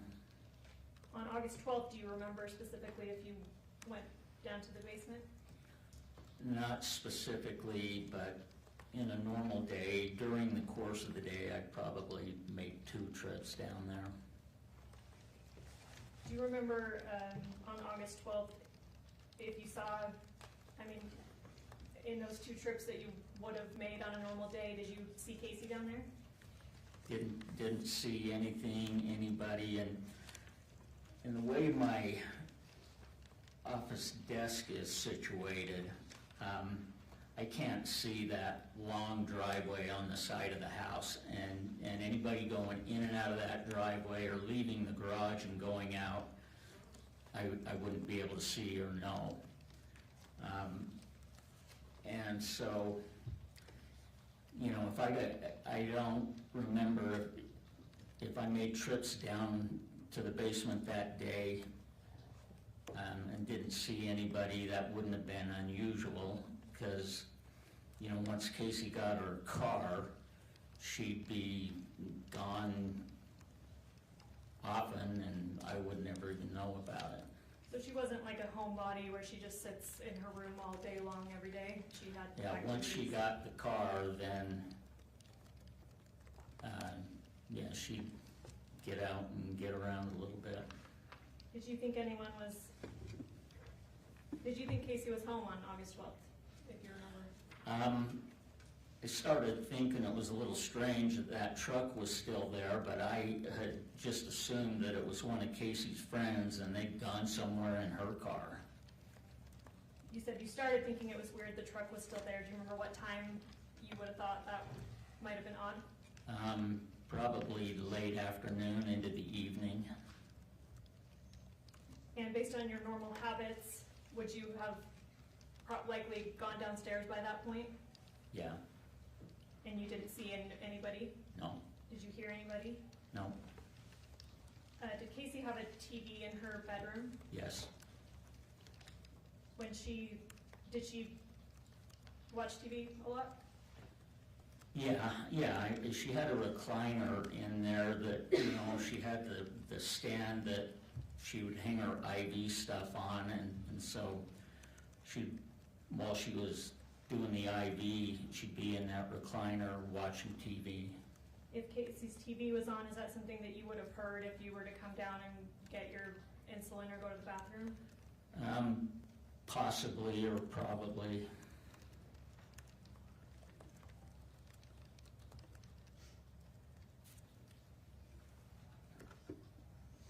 Did you hear anything in the basement that day? No, Any pounding on a door or yelling or talking? no, Okay, turning to August 12th, later in the evening, did you go back down to the basement at some point? yeah, at about 9 o'clock, my dad came into the office. He said, I've been trying to get a hold of Kacee. She's not calling me back. I haven't seen her all day. Let me stop you there, sorry. Is it normal for your dad to have tried to call Kacee rather than just walk downstairs and see if she was there himself? Yeah, Why is that normal? well, you know, if he just didn't usually go downstairs, because if she was sleeping or doing an IV or whatever,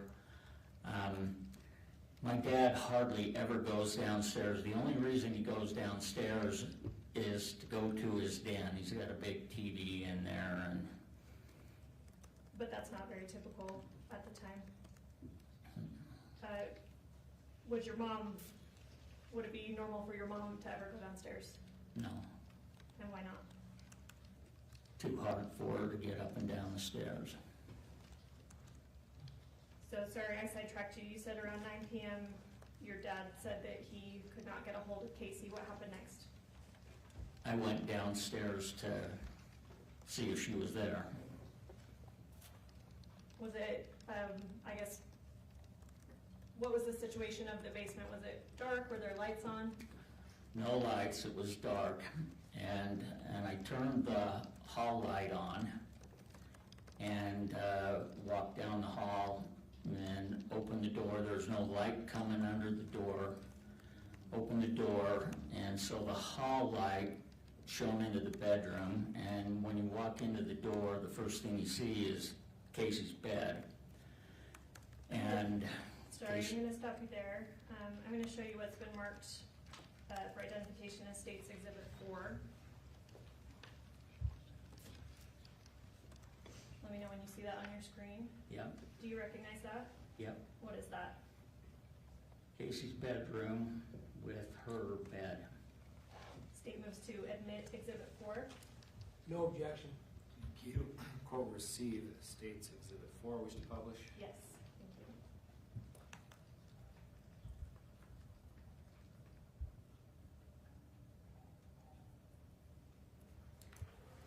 Is this viewpoint from the door to her room? Yeah, What did you see when you opened the door?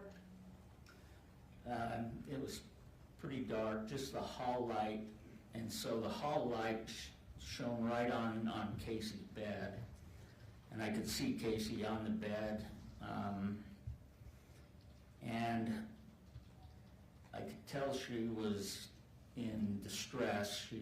Sounded to me like she was drowning, really struggling to breathe. Did she appear conscious? No, Had you ever seen her in this state before? no. How did you feel when you observed this? Alarmed, Why is that? because this was abnormal. I'd never seen anything like it before. She was on her stomach and then rolling over to her side and then back onto her stomach, struggling to breathe. You said she wasn't conscious, so how was she rolling? Describe that for us. She's just almost like thrashing around. Was anyone else in the room? Yeah, Meggan was sitting in that recliner. You see in the picture. On the left of the bed? Yeah. And then toward the right, behind that door, is Casey's work chair. You can see her workstation there, the computer monitor, and that chair is, you know, what she used when she was working. And Megan's mother was sitting in that chair, and her father was standing behind her.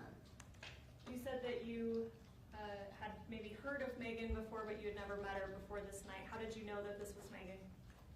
I didn't until I asked her who she was. So when did that happen? You come in and you see the state of Kacee. What happened next? I asked how long Kacee had been like that. Did anyone respond? Yeah, and I can't remember exactly, but I had the impression it was a long time.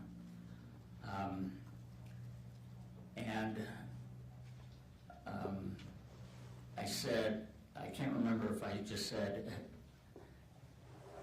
I don't think I asked if they called an ambulance. I said, I'm going to call an ambulance. Why did you say that? Because I could see Kacee was in a bad way.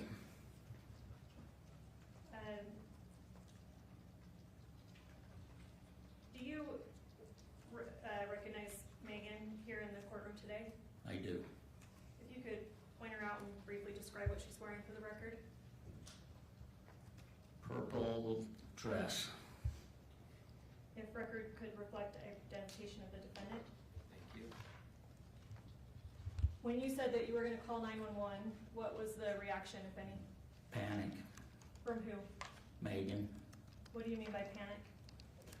She, in a raised voice, said, Kacee does not want to go to the hospital. She has a DNR.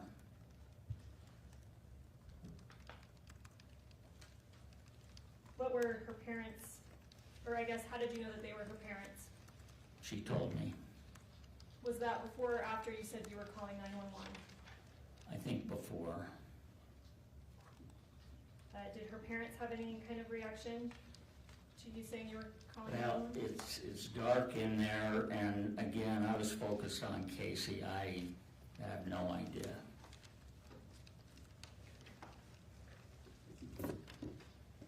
When Meggan said, panicked, that Kacee does not want to go to the hospital, she has a DNR, what was your reaction to that? Well, I questioned that, and that's when I called Kylie. Because if Kacee would have had a DNR, Kylie would have known about it.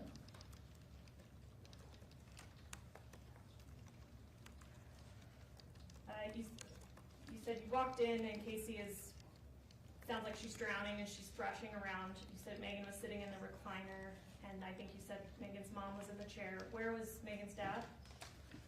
Standing behind the chair, behind Meggan's mom. Were any of them doing anything to Kacee? No. Did you call Kylie? I did. What did you tell her? I told her that Kacee's in trouble and I feel like I need to call the paramedics. Does she have a DNR? And Kylie said no. And then I didn't even know who Meggan was at that time. I told her there's somebody here. And then I asked Meggan who she was, and that's when she told me. Did you relate that to Kylie, that Meggan was there? I did. What did Kylie say? Get her out of there. Did she say why? She's there to kill Kacee. Were you still in the room when you called Kylie? Yes. Was she on speakerphone, or were you talking to her? I wasn't on speakerphone. Do you know if Meggan became aware of what Kylie said? I'm not sure. Kylie's response was pretty loud, so. I guess what happened next after you called Kylie? I called 911 and I left the room, and because there's 3 entryways into the basement, so I went out the garage, up to the garage, out that door, opened the door, and then waited out on the driveway for the paramedics to get there so I could guide them in the right door.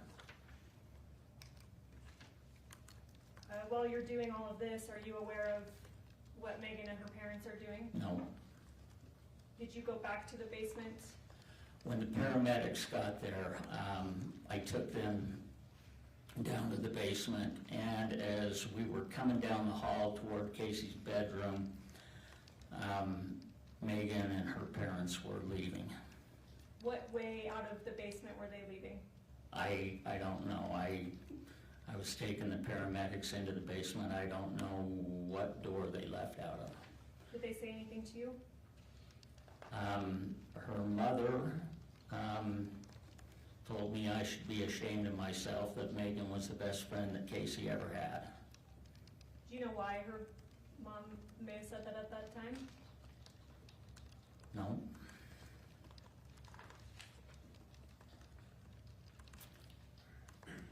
If we could pull up what's been marked as State's Exhibit 6, and this is going to be an audio clip. I just want to play a few seconds of it and see if you recognize it.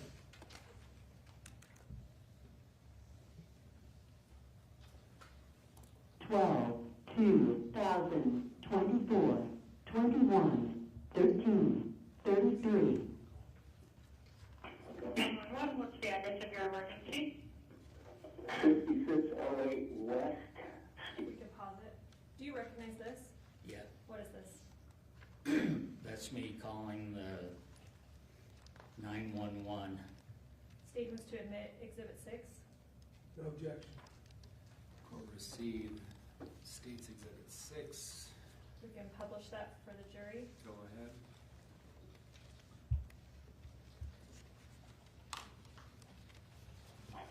It's 12, 2024, 21, 13, 33. What's the address of your emergency? 5608 West, Stevens Lane, Highland, Utah. Okay, can I have you just repeat that for verification? 6608 West, Stevens Lane, Highland, Utah. Okay, what's the phone number you're calling in from? My cell number is 801-592-4083. Okay, tell me exactly what happened. Okay, my niece lives here.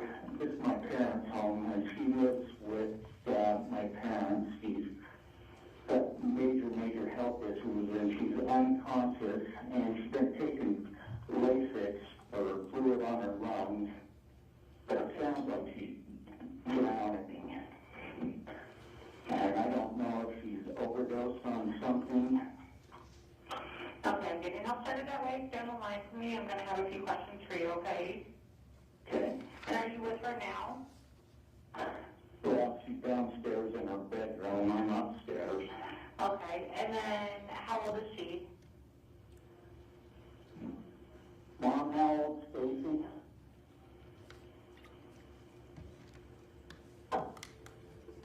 How old's Stacy? Yeah.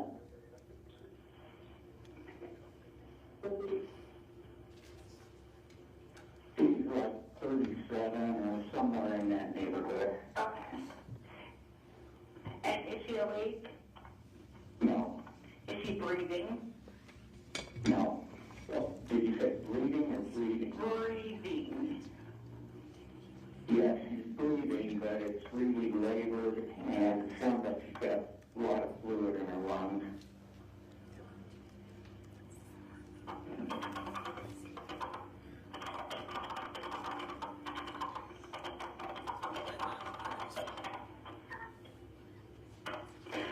Okay, is she still unconscious? Yeah.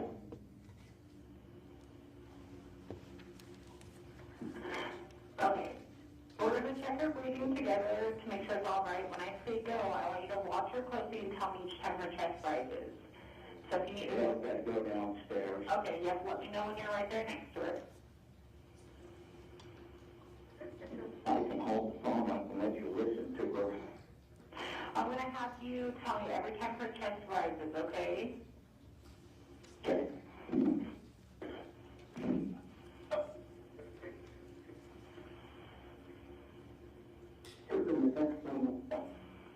Okay, go ahead.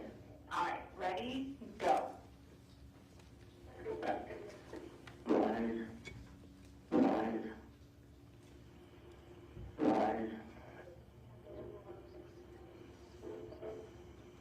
rise. Okay.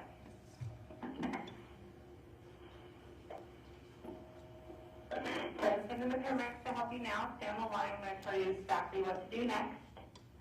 If there is a defibrillator available, send somebody to get it now in case we need it later. Okay, I don't think there is one here. Okay.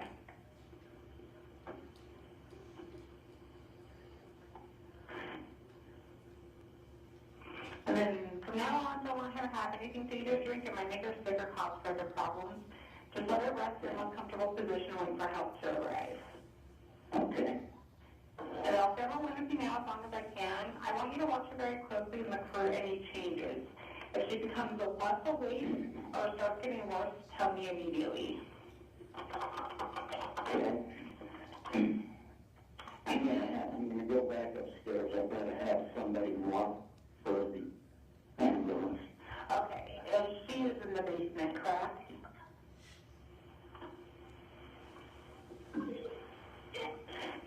You said she was in the basement, correct? Yeah. Okay, and is the center the best access for my paramedics? Front door is gonna be the best access. Well, no, I'm gonna open the garage door. Tell them to pull up to the end of the driveway, and I'm gonna open the garage door.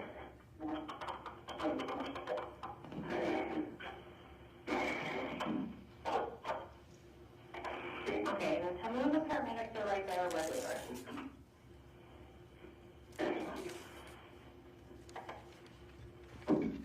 And then you said she also possibly has taken medications today? Yeah, we've got an issue here. Her friend has been here all day, and her friend, used to be the beneficiary on her life insurance policy. Okay, and then really quickly, was this accidental or intentional for the possible overdose? We don't know. We don't know if the friend has been given her anything or not. The friend was here when I came down here. Her parents were here. And when I told them I was calling for the ambulance, they all got upset. Okay. And so we're not sure if they find some chemical in her system. We're going to look at the friend. Because she thinks she's still the beneficiary of my niece's life insurance, and I don't think she is. I think my niece took her off of it. Okay.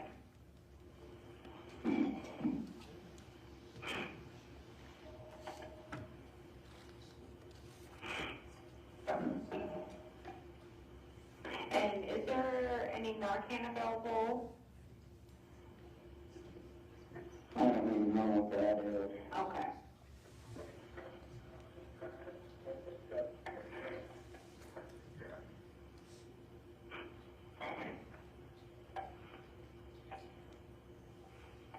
And then what is your name for the report? Mark Farnsworth. Mark. And what's your niece's name? Kacee, and it's K-A-C-E-E. So let them in the front, well, they're going to come up to the back here. I can hear the sirens. Okay, I got to move my truck out of the way so they can get to the garage.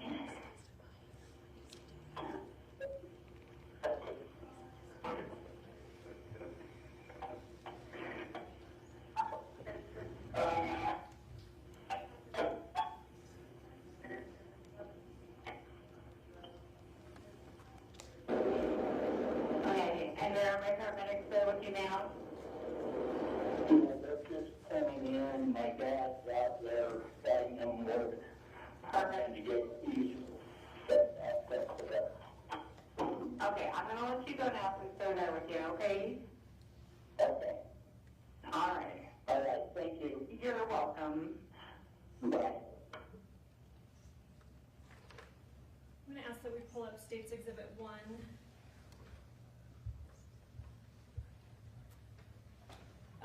In that call, you're describing where the ambulance is gonna come in and where you're gonna direct them to come in. Can you point that out on this exhibit? Okay, so you see the straight driveway. The garage is that part of the house on the upper right.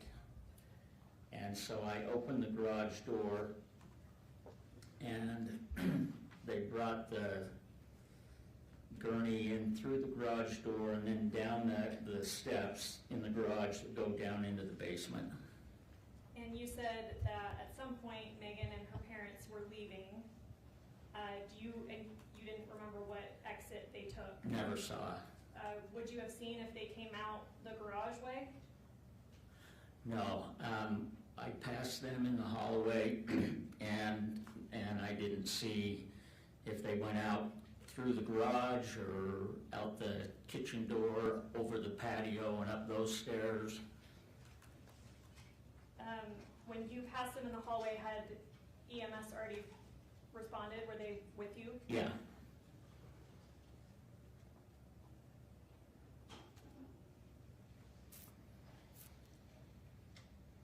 Do you remember if any of them were carrying anything when they left? Yeah, there were, I think, 4 of them there. Sorry, So they not, had- let me clarify, not EMS, Meggan and her parents. Oh, I don't remember. So you say you think 4 EMS were there. How long were they there? I guess at some point did they take Kacee? Yeah, Do you know how long they were there working on Kacee before they took her?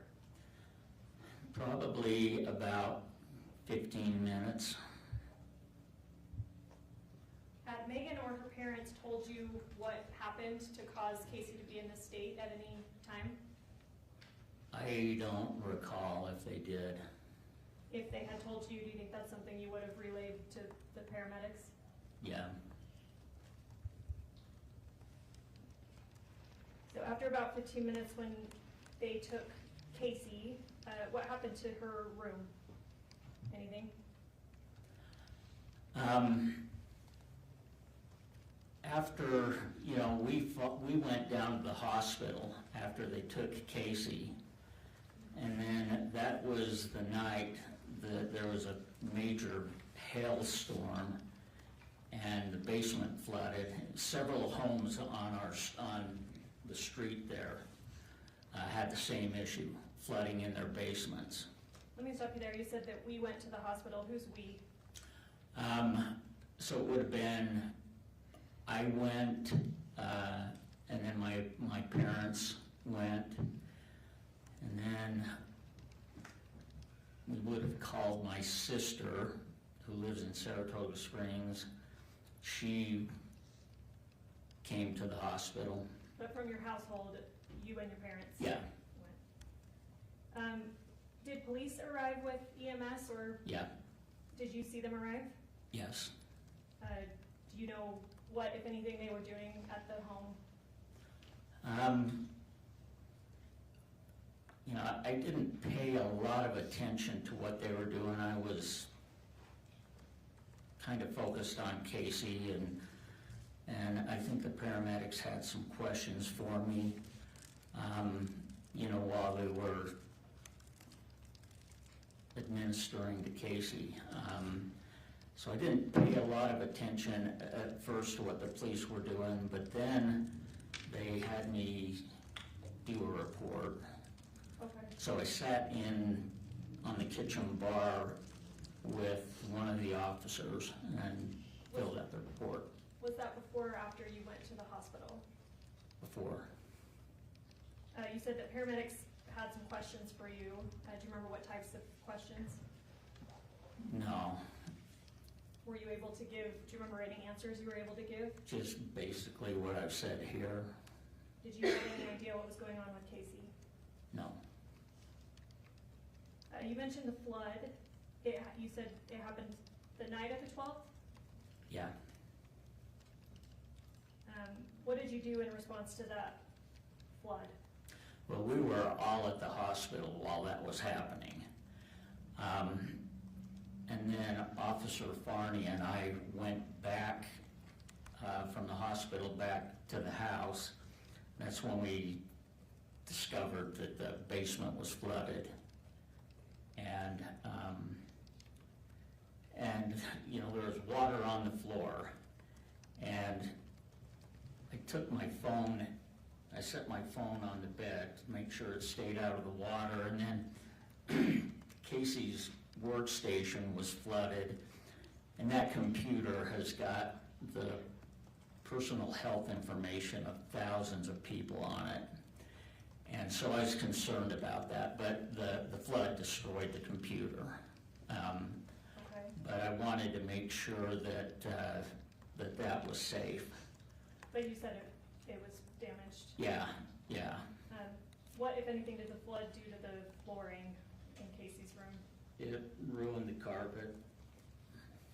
What? And, you know, the homeowner's insurance paid to have a lot of the sheetrock and the window casing replaced, and they painted everything and replaced the carpet. Were you involved in that cleanup? Did you pull up any carpet or anything like Yeah. that? When would that have happened? Probably 4 or 5 days later. When it started, the carpet started to stink. Did you find anything when you pulled up the carpet? Not that I remember. Do you remember letting Detective Farney know that you found a syringe? Yeah, vaguely, and I don't remember a lot about that, but Do you have any memory of where that syringe was found? seems like it was on the floor over close to where that recliner was. Is it something that you had to pull up the carpet to find? No. Are you aware of, I guess, do you know how many syringes total were found in Kacee's room? No. How many did you personally find? Would have been that one only. And you found it when you were pulling up the carpet? Yeah, I can't remember for sure. I don't think I went back in the bedroom until I got the okay from the detective to go back in. Okay, so. In fact, I know I wouldn't have. Okay, so, at some point, police said don't go in the room, and you needed an okay to get back in the room, is that fair? Yeah, after the detective got what she needed out of there, and she sealed the room, and then I forgot that I left my phone in there, so I called her, and she said, cut the tape and get your phone, don't touch anything else. Okay, was this before or after you pulled up the carpet and found the syringe? Before. So at that point, had police searched the room? Yeah. Did you give them permission to do that, or did they get a search warrant, or both? Do you know? I don't recall specifically giving them permission, but, I'm the one that called and said, we got a problem, so if they would have asked for it, I'd said, yeah. So at the time you would have found the syringe in dealing with the carpet, it would have been after police had sealed off the room and searched it. Does that sound fair? Yeah.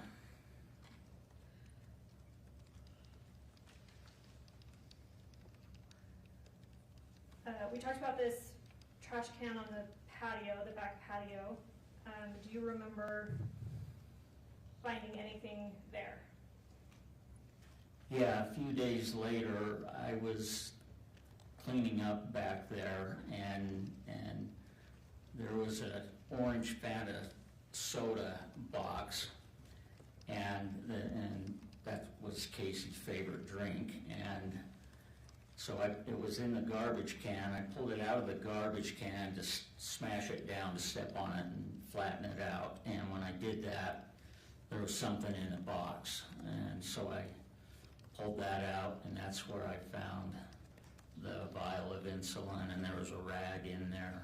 Let me stop you there. You said a few days later. Do you remember when this would have been? Probably 3 or 4 days after the 12th. I'm going to show you what's been marked for identification as State's Exhibit 7.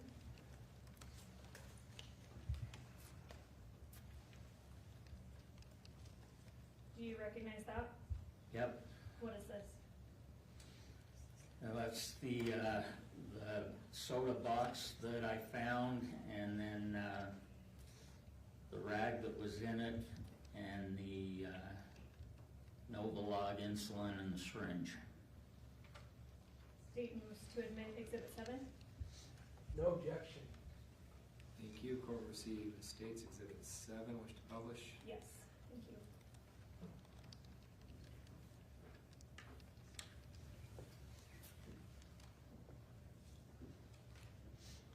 Did you take this photo? Do you know? I don't remember doing it, but I don't know who else would have. I guess, what did you do when you found these items? Called Detective Farney. Did she instruct you to do anything particular with the items? I can't remember if she told me to not touch anything or put it in a plastic bag. I don't remember. At some point, did she come collect those items at least? Yeah, she did. We see here a Novalog box and vial. That's short-acting insulin, is that right? Yeah, the fast-acting insulin. Fast-acting, sorry. Do you have memory of whether there was anything in the vial? Yeah, there was insulin in it. Is that something that you would have thrown away? At that point, yeah, because that little orange cap was off the top of it. Would you have ever thrown away insulin in the patio garbage can? Normally, I would.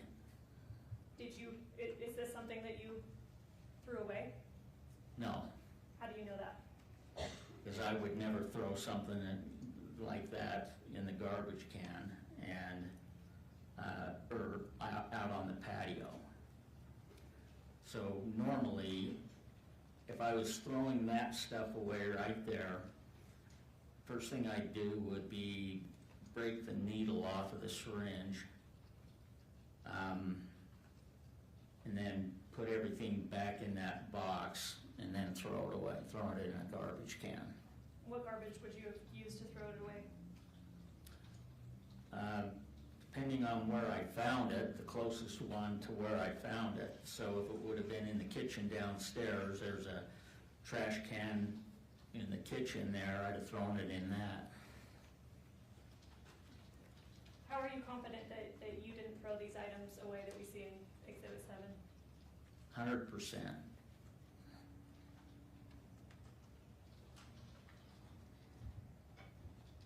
I want to show you what's been marked as State's Exhibit 24.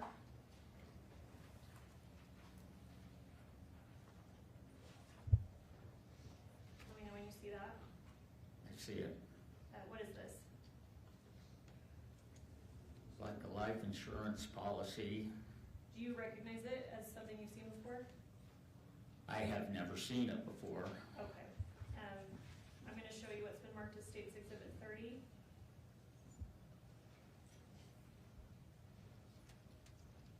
Do you recognize this? Never seen it before. Okay. I'm going to show you what's been marked as State's Exhibit 8.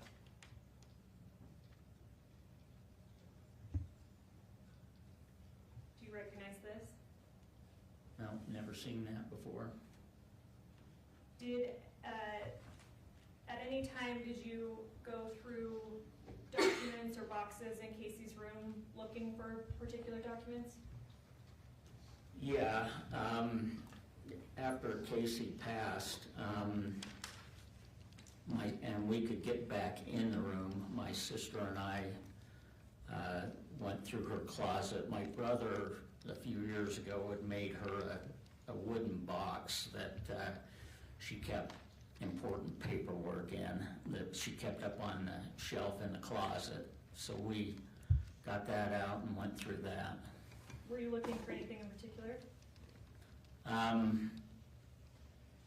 May have been looking for life insurance information. And at that point, we had probably discovered the issues with my mom and dad's credit card. And I'm going to get to that in just a second. Sorry to cut in. Why may you have been looking for life insurance documents at that time? well, you know, we were looking just to see what was in there. A lot of pictures and things like that were in there, and just going through to see what was in there. If you had found anything of note, anything about life insurance or anything like that, would you have contacted the detective? Yeah. You mentioned issues with your mom's credit card. Tell me a little bit about what you thought was going on there, or what, Well, at the time, what you thought was going on. we, my mom and dad had started having some financial issues, and my sister and I couldn't figure it out. It didn't make sense. And Kacee had been kind of managing, making sure their bills got paid on time and things like that. And they had a number of credit cards, and so we told Kacee to cancel some of the credit cards, so there was just one that my mom and dad used. And we found out later after Kacee passed Let me that, stop you there, because I want to go in order. Before Kacee passed, what, if anything, did you know about anything unusual about your parents' finances? we didn't know anything, we didn't know what was going on. And sorry to cut you off again. Do you remember, did you have any, I guess, recognizing that something odd is happening or unusual? Yeah, we couldn't figure out why they were having a hard time paying their bills. Do you remember what the timing of that concern was? Yeah. So my sister and I said, sat down together and said, we got to figure this out. And nothing was making any sense. So I said, I'm gonna go down to the bank tomorrow and have Kelly. Kelly's a VP at the bank, and she's a family friend. I said, I'm gonna have Kelly run off a year's worth of bank statements, credit card statements, and stuff like that. You said you were having this conversation with your sister. Yeah. Do you remember when that was? It would have been a day or two before Kacee died. So Kacee was still alive when this conversation happened? Yep. Was she present for this conversation? Yeah. Did she react in any way? No, if she did, I didn't notice. We were in the upstairs kitchen sitting at the bar, and Kacee was at the kitchen sink, so I didn't notice anything. Did you end up going to the bank? I did. At what point? It would have been maybe the 12th or 13th, a So day or two after. After the conversation? Yeah. So if Kacee, the stuff with the base, I won't say the day she died because that's not true, but the day we're talking about is August 12th. Do you remember what day Kacee ended up dying? I think she's in the hospital 2 or 3 days before she died. Were you and your family, you said you all went to the hospital initially. Did you stay and monitor Kacee? How were people behaving when she was still alive and being treated? Yeah. My mom and dad stayed, and my sister Kaylin stayed.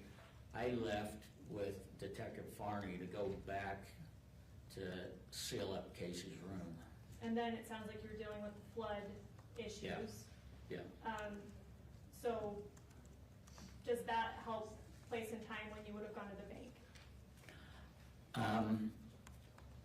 From a timing standpoint, the only thing I can think is if I would have been aware of what was going on with the credit card, the bank issue, the morning of the 12th when Kacee and I were talking in the basement, our conversation would have been different. What does that mean? If I would have been aware at that point that there were some problems banking, we would have been talking about it rather than having the conversation about her getting her insurance license and knee replacement and that stuff. You would have confronted Kacee about it? Yep. And the fact that that was not how your conversation went on the 12th, does that mean that you had not yet discovered what was going on? Right.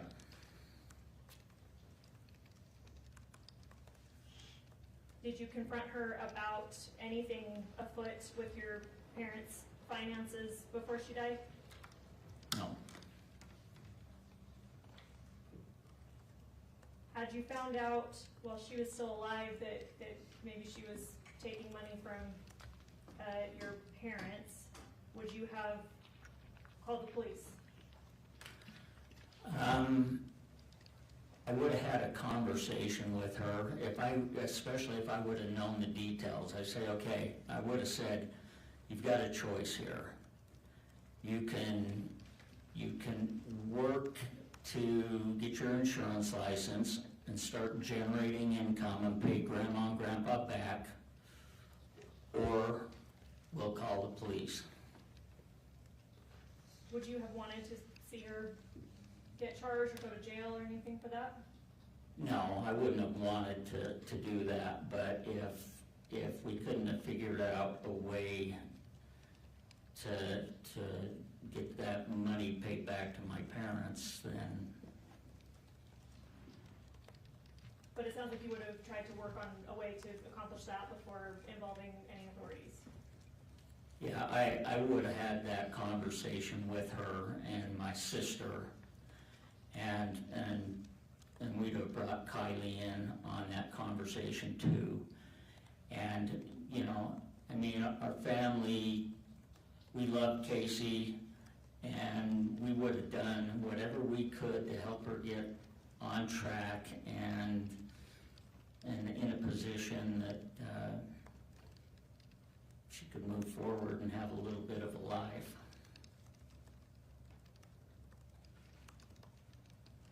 Are you confident that this confronting about any finances had not happened but at the time she died? Yeah, we hadn't had that conversation.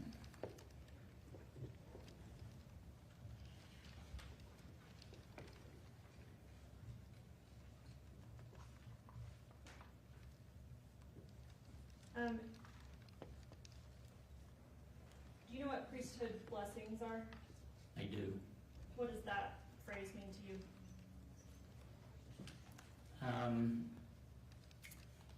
You know, in the faith system that I belong to,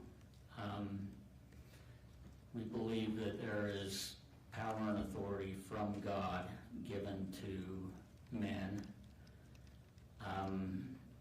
And with that authority, blessings can be given. Did Kacee ever ask you to give her a blessing? Yeah. Are there specific, like designated reasons for blessings? Or Yeah. certain, like, different protocols that you follow for different purposes? Yeah. What purposes did Kacee ask for a blessing? For comfort, for healing. Those would have been the two that she would have asked me about. Did she ever ask you for a blessing of release? No.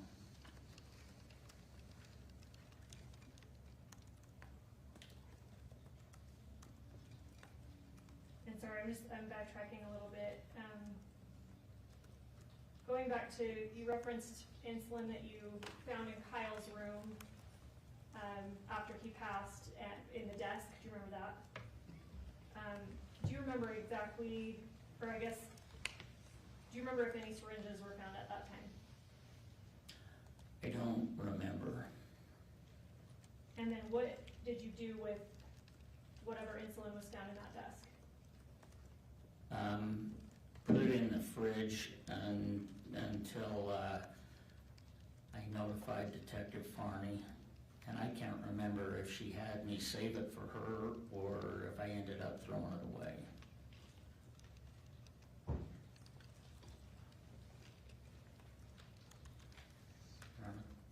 I need to pull this chair up and get my leg in the air. I think now would be the time for a good break anyway. We've been going an hour and 40 minutes. Yeah, yep, in fact, I think I can be done. We'll still reserve the right if you want to ask more questions. After, once you go through that. But let's take our mid-afternoon break. We've been going for a bit. A little bit of a rest. Ladies and gentlemen of the jury, we're going to take a break. You are admonished by the court that it is your duty not to converse among yourselves or to converse with any other person on any subject of the trial, and it is your duty not to form or express an opinion thereon. Until the case is finally submitted to you. This includes no individual research on the parties, attorneys, or claims. All rise for the jury.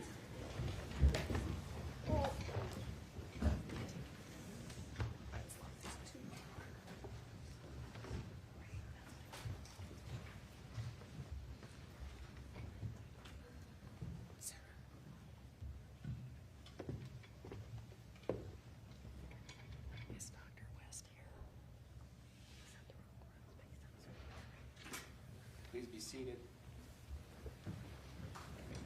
Council, let's come back. Let's come back at 20 after, and we'll go until 5, unless we need to take a break sometime. Let's come back at 20 after. Thank you. All rise.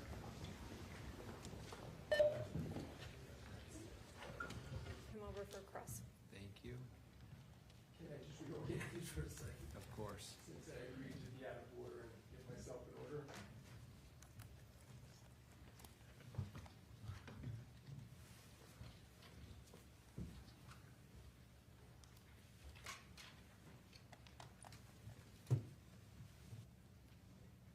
Mr. Farnsworth, I'll remind you, you're still under oath. We'll give council just a minute to get things sorted.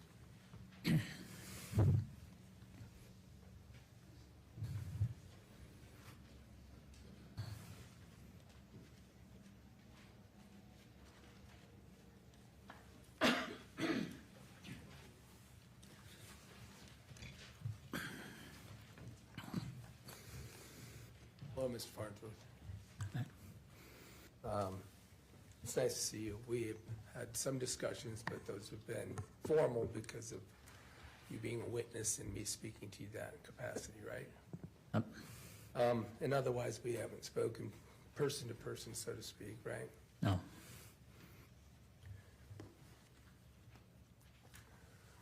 But you know that I have, in the course of my role in this case, been able to watch and review and see a lot of the interactions you've had with police, right? Yeah.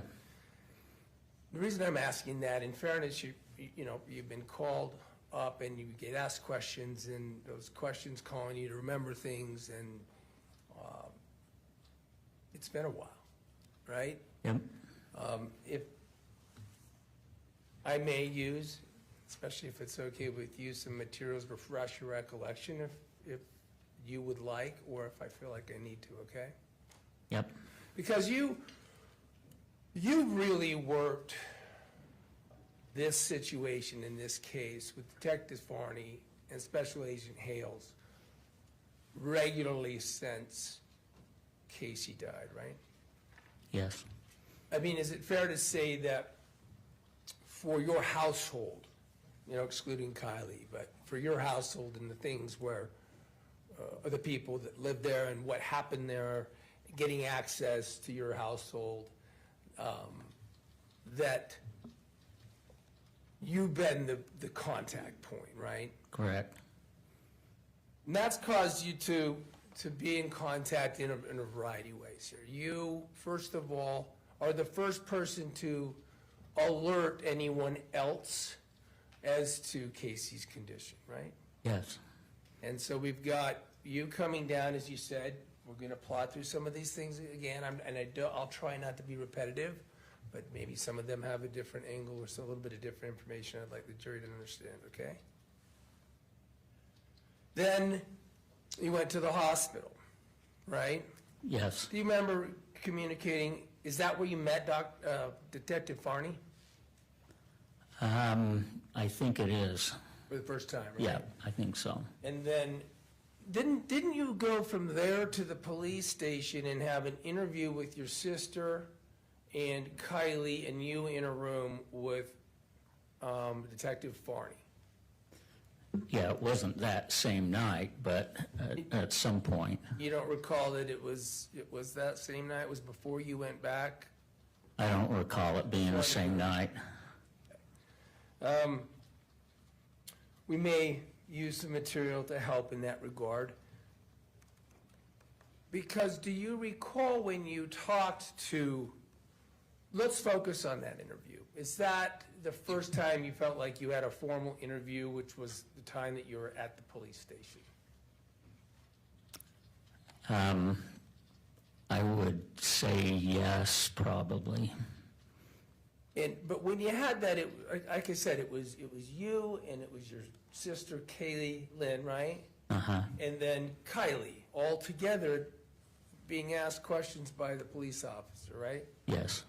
Now, then you could talk to each other about the answers, you three, right? I'm not saying you decided to do it this way, but that was the circumstance that you were first in terms of a police interview. Is that fair? Yeah, I don't recall any conversations that Detective Farney and I would have had at the hospital. But, we determined that we needed to go back to Casey's bedroom. We heard a 911 call already. Some more material and recordings, but you mentioned right in that 911 call suspicions, right? Yeah. And let me see if I can help refresh some timing, because when you went down and saw Kacee in the condition that you saw her, the first thing you did actually was call Kylie. Do you remember that? Yeah, she would be the first one that I would have contacted. Yeah. I'm sorry to interrupt you. I'm going to try hard not to. If you have more to say on that, you can. No, I'm done. So let me be clear. You called Kylie, and it's Kylie that asked you to call 911, right? Yeah, but I was sure that, after seeing Casey's condition, that even if Kylie wouldn't have said, I would have said, I'm calling 911. That's fair. I just want to clear up some testimony. Is that earlier testimony, as I heard it, and it's up to the jury ultimately to decide, but as I heard it, that you were saying you had called 911 first. The point is that Kylie also immediately told you that Meggan was killing Kacee, right?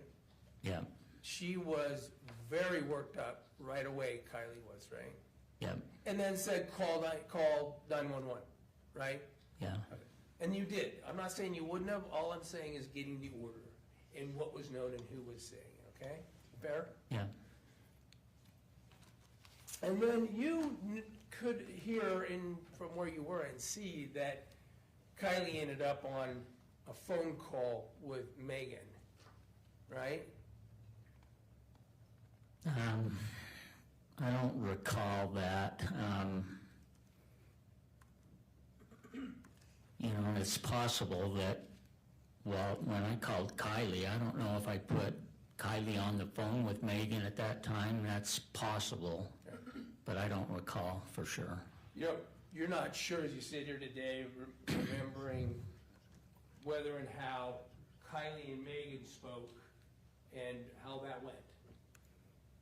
But Kylie told you to get her out of the house, right? Yeah, And told you her suspicions of, pretty strong words, that Meggan's trying to kill her, right? yeah, And that's why you said that on the 911 call. yes,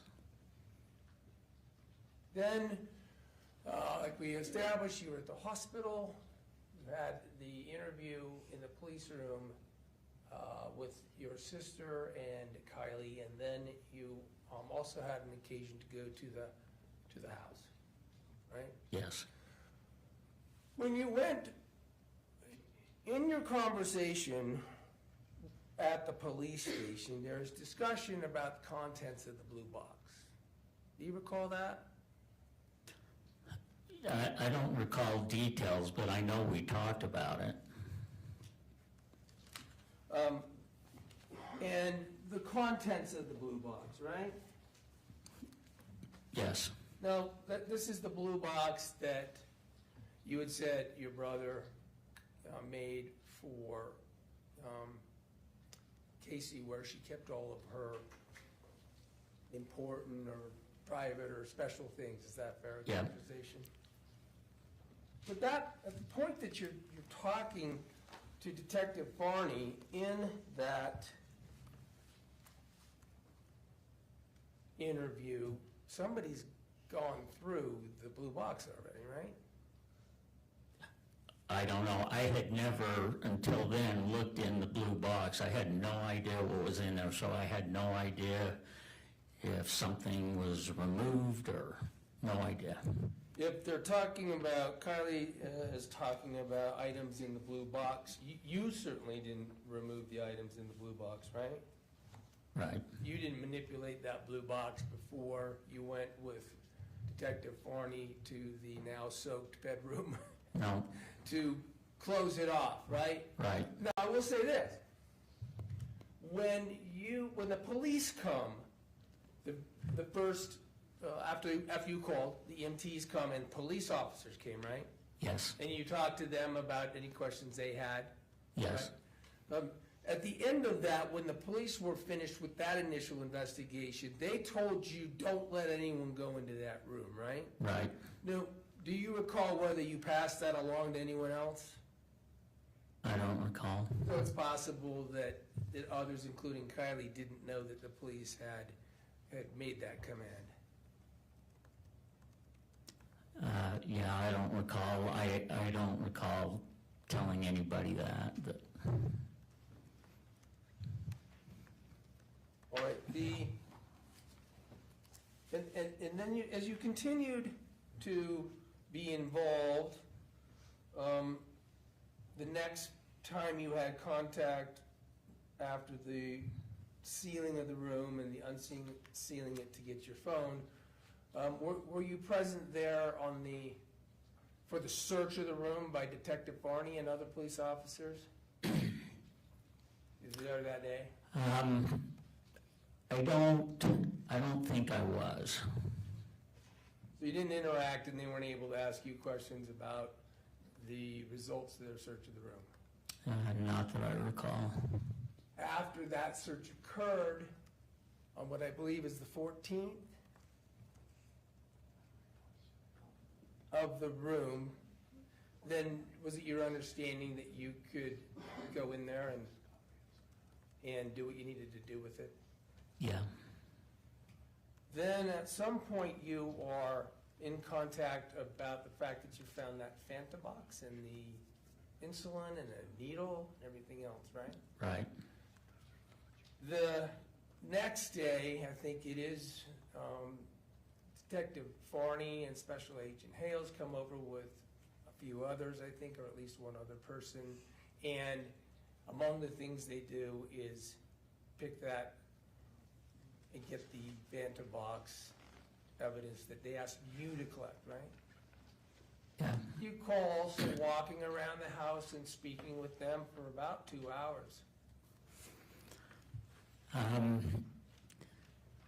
Yeah, and I don't know if it was the same day, but they came back, I think after there was some,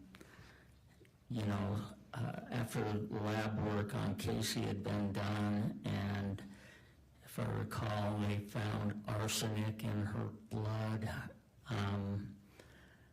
So That was yet a different day. Remember, they came back to ask you about. Did you learn eventually from there that was just some abnormality that came out of some medical chart that there's never been any arsenic involved in the case?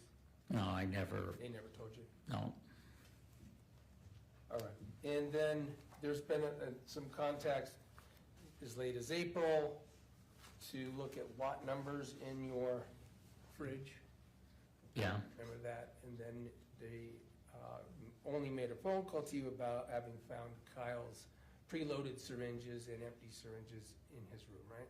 Yeah. All right, there, let me go back, having established sort of the times and you've spoken to the police and what you've spoken to them about.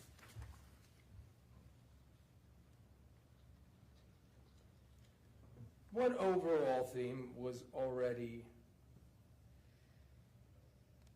discussed with you right off the bat, and that is Kacee was able to fool you and your family and those that were taking care of her and helping her completely on the issue of whether she had cancer, right? Right. She was able to lie to you about that and convince you and your family for years, right? Yes. And as a matter of fact, she was good enough at that, you changed your life in relation to her claims of cancer and other maladies, right? Yep.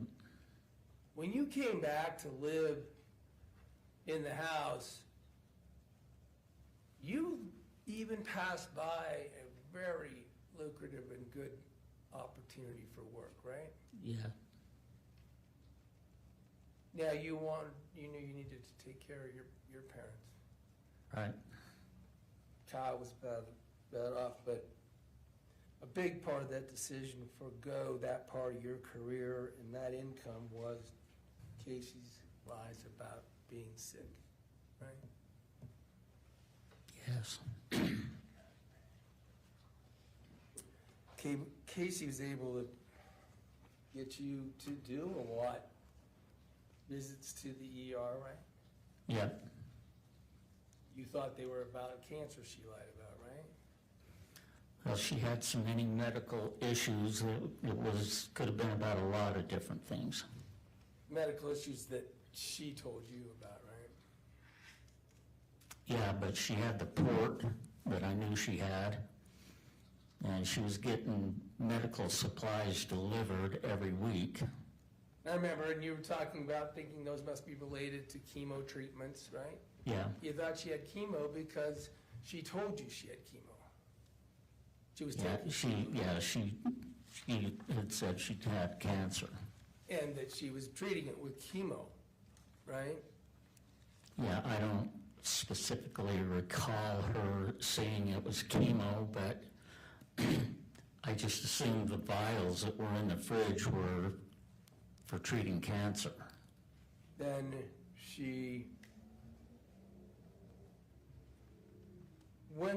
I think you said a lot of times the trips that you took her on were also to the pharmacy.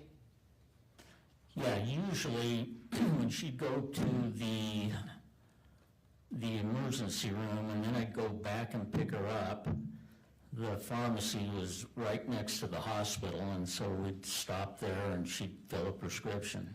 Did you know that she was filling massive prescriptions of opioids? I didn't know what the medications were. Did you know that she took Xanax, alprazolam, even though she wasn't prescribed? I didn't know that. When you guys first learned, your family first learned that, assume was a gut punch, about Kacee's lies. In fact, the reality is this hospital that she went to, where she died, said she was, quote, healthy. You remember that? When they came back with the report, I wasn't there, but I was told by either Kylie or my sister and that was surprising to say the least. Not only because this cancer lie, but you had said she seemed so out of it at times, that you would get up in the middle of the night and drive her for her own safety. Is that what I heard? Yeah, if she needed to go to the emergency room. Where you didn't know what was happening inside. Right. And is next to the pharmacy, right? Yep. I mean, you saw her, when the night she was taken by the EMTs, you went into her room, remember that? Yeah. And you hadn't really ever been in her room much while she lived there, right? Just when she had questions about what she was doing at work for our company. And I think you previously described that even on those occasions, she'd come up to your office to deal with those, right? Usually.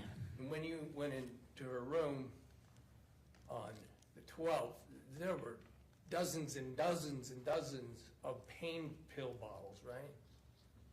Yeah, I mean, there was dozens of bottles, but I don't know what was in them. You don't remember talking to the police about oxycodone? I don't remember specifically, but if I did, that's not surprising. And then when you were, what I'm getting to, maybe poorly, I'm sorry, on this particular topic, is that she presented to you on these times that you would care for her and take her somewhere as really sick, I think. You said you thought she was really sick, right? Yep. She seemed out of it, and did she she seemed like slurring and dizzy and genuinely out of it, sick. In pain is what she seemed like. And you didn't know at the time that she was abusing opioids, did you? No, So you weren't gauging for whether her symptoms that she was putting on for you could have been because of consuming benzodiazepines or opioids, right? no. Excuse me.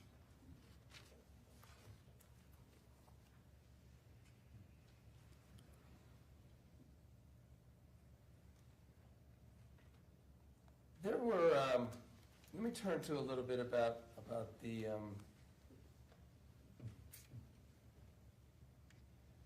what's going on in the house that you described and sort of the way Kacee in particular was around, had access to, had knowledge about insulin and diabetics, okay?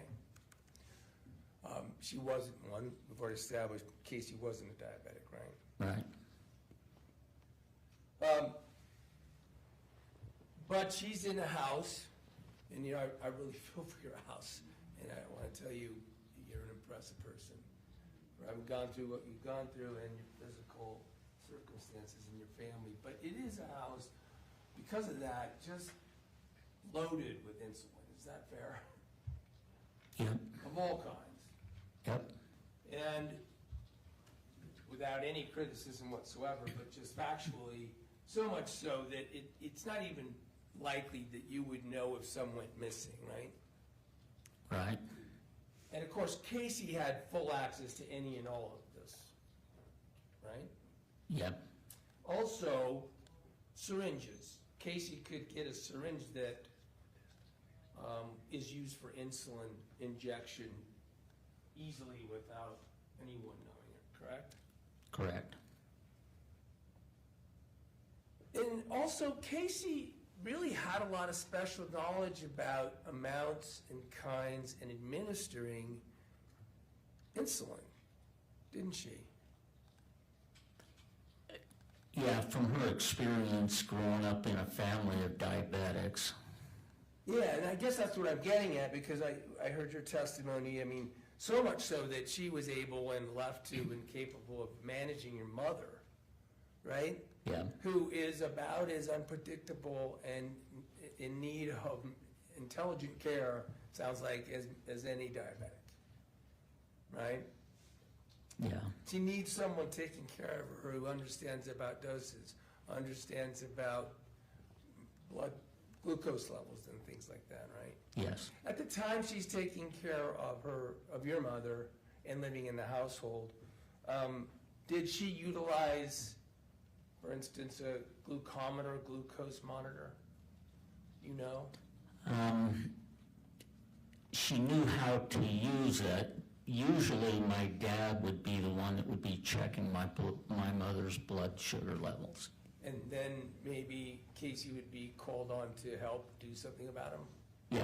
Yeah, if, my dad has gotten to be pretty good at judging dosages and giving my mom a shot when she needs it, but, if Kacee would have been, or if my mom would have been low, my dad knows how to handle that also, but with Kacee and Kyle and my mom there, Kacee took some of the load off of my dad to help my mom.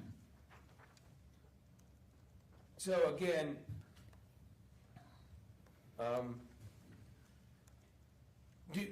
let me re-ask the question about glucometer. Did you know that Kacee used it or would have occasion to use it in connection with what she was doing to help your mother? Yeah, she would know how to use it, and I'm sure she tested my mom's blood occasionally. Now, she would have no occasion to use it for herself in relation to insulin, at least, right?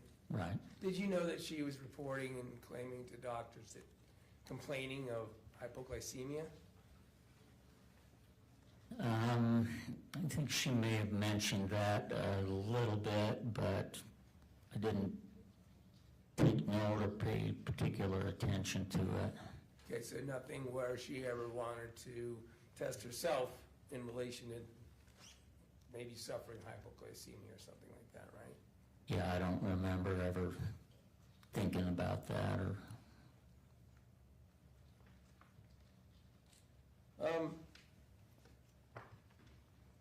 Let's talk about that downstairs level too. Casey's pretty isolated in terms of the household being in that room, correct? Yeah, she had privacy there. It was, she could come and go because of that door, is it to the patio? Yeah. I'm gonna have to, again, have you help probably, but let me establish something. Did the police ever ask you to diagram your house?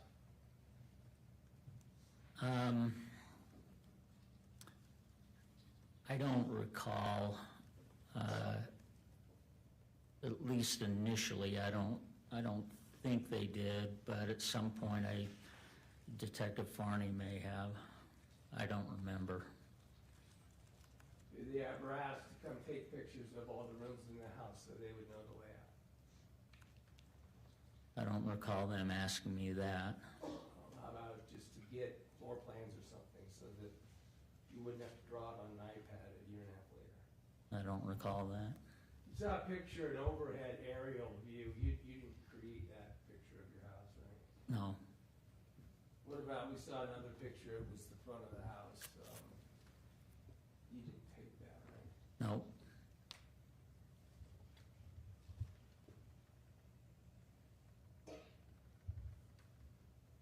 Working with what we have, again, on the subject of sort of, the area where Kacee was. Let's talk a little bit about the fact that for a period of time, it sounds like maybe a couple years, Kacee lived there while Kyle was still alive, right? Right. So Kyle did stay downstairs. Yeah. Kyle did use that downstairs fridge for syringes and for insulin and all those things, right? Yes. And I think you said Kyle was even maybe a little, it sounds like a little looser and faster than the way you use the medication. He'd preload syringes, right? Yep. Not something that you're fond of doing, I take it. Yeah, I'm a little more disciplined than Kyle was. So there could be syringes with insulin in the downstairs area, already filled with insulin, right? Yeah, I mean, they weren't laying around. Kyle kept those on his nightstand that he would use if his sensor went off at night and he had high blood sugar. And that's the same downstairs area, and Kacee was in a lot of contact with Kyle, right? Yeah. As a matter of fact, you knew that Kacee even talked to Kyle about the subject of suicide, remember? Yeah. Kyle was sick. He was, I'm sorry, he got really sick. Kacee certainly had a lot of contact with him in that area that he lived in right downstairs that you drew, right? Yep. And that's the room and the nightstand that you actually found some pre-filled syringes, or at least one pre-filled syringe of insulin and some empty, apparently used syringes that were insulin syringes, right? Not in the nightstand, but in the desk. In the desk. Now, the desk is in Kyle's room, and it's not like it's locked or anything, right? Right.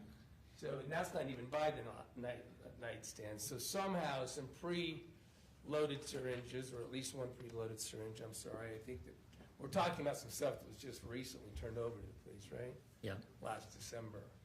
But let me clear that up.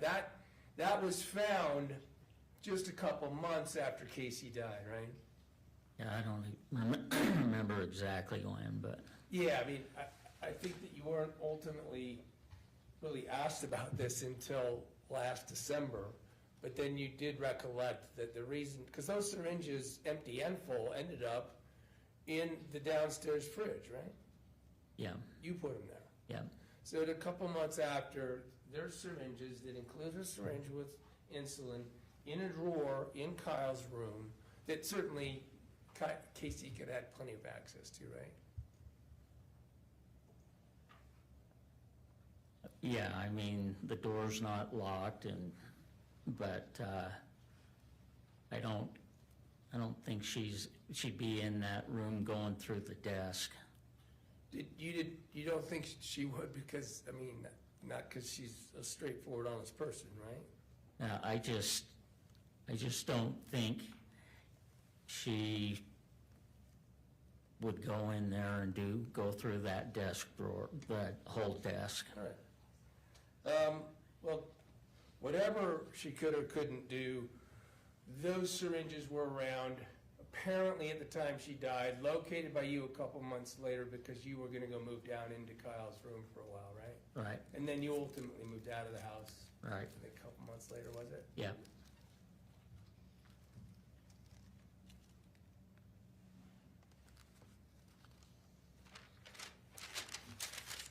All right. That downstairs area, we were talking about it being a little isolated. Maybe you could put up the drawing. It ended up, I think, 3.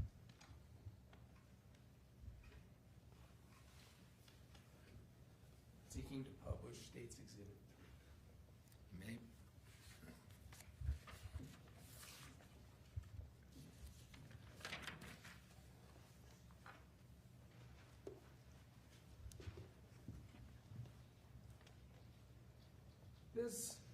This diagram, you drew the patio. That patio, that's that doorway that Kacee would, if she left her bedroom, walk out that doorway and sit on that patio, right? Yeah, There's some chairs, there's some lounger type chairs there, right? yes, Is that where that garbage can is? yes. Now, that's not the only way out from the basement, right? No, that's the only way onto the patio, but there's 2 other ways out of the basement. And what are those? Are they drawn on there? Yeah, the lower left-hand corner are stairs that go up to the kitchen upstairs. And then over there, lower right-hand, just above Kyle's bedroom is a door in and stairs to the garage. Okay. You had, I think, indicated going in and out of the patio area door, though, would be a common place for her friends and acquaintances to come in if they had driven there and come in. Yes, yep, Sorry it took me so long to get to that point. But that's where coming and going happened in Kacee's world, right? yeah, Not having to go up through the upstairs. right, And I think you said she would come and go without folks knowing and would be down there smoking cigarettes with people you didn't know. yep. And I don't know if I already asked you this, but that's where that trash can that ultimately involved the Fanta box was? Yes, She'd throw her cigarette butts and stuff in there? yep, Does that tend to be where Kacee threw trash? yes, Your family didn't go through trash down in there? no, You had trash cans in the garage that were easily accessed to the upstairs. yep. Okay. On the 12th, did you know that Kacee had taken a glucometer that your mom was using? No, You know now, evidence-wise, is the belief that she took a glucometer and used it in that room that day of the 12th, right? yes. You don't have any idea how she got it? I don't know, and I mean, there's so many glucometers around the house, I don't know that Kacee took it, I mean, somebody else could have. Did you know that there were readings on that glucometer on the 12th before Meggan ever arrived? Did you know that? No, Okay. I guess I'm asking that, I didn't know there were so many glucometers of that kind around, because you asked for that glucometer back after the police took it, because you needed it for your mom, right? Yeah. Glucose test strips expire. And it's easier and less expensive with insurance usually to just get a whole new glucometer and a new prescription for test strips.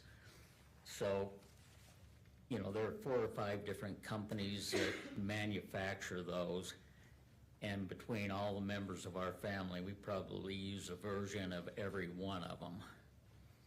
So there are a number of glucometers in the house, but most of them would have test strips that were expired.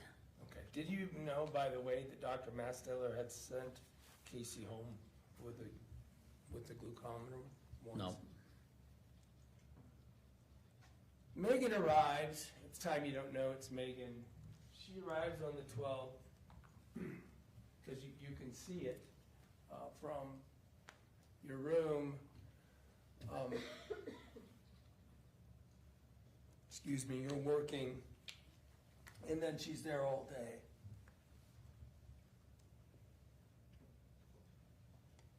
You indicated you were upstairs in your office, right? Yeah. You did go down a couple times during the day. You know, I don't specifically remember, but in a normal day, I would go down a couple of times just to maybe get insulin or use the bathroom. Now, it's been a while. But you did get asked questions within a day of all this by Detective Forney in that interview that we talked about, right? Yeah. And we agree, can we, that you would have had a much better recollection at that time, what had just happened, recollection of that day, even though it was traumatic. Yeah. So if you, during your interview, said you had gone down 4 or 5 times during the day just to kind of look around and check on Kacee, you would have been telling Detective Farney the truth, right? Yeah. And further, that though you recall the door being shut most of those times, there was one time that the door was open, ajar enough that you could look in, and you could see Meggan there, and you could see Kacee there on the bed, right? Yeah, I could see Kacee. I don't remember if I could see Meggan or not. You remember telling Detective Forney just a day after this occurred that on one of the occasions the doors cracked open, it was dark, but you could see Kacee on the bed and you could see Meggan. You didn't know it was Meggan at the time. Yeah, I wouldn't have known it was Meggan. A person that you now know is Meggan. Yeah. And that you didn't know her at the time, but you did see her in the room. You were able to see the two of them. Does that refresh your recollection? Yeah, if I would have been saying that the day after, then yeah, that. And otherwise, when you're upstairs, you're working, right? Yeah. So I'm assuming you're taking phone calls. Yes. Is that mostly what you're doing when you're working, is on the phone, headphones on? Yep. Now, when you're up working all the time in your office, you can't hear what's going on downstairs. That's fair, right? Correct.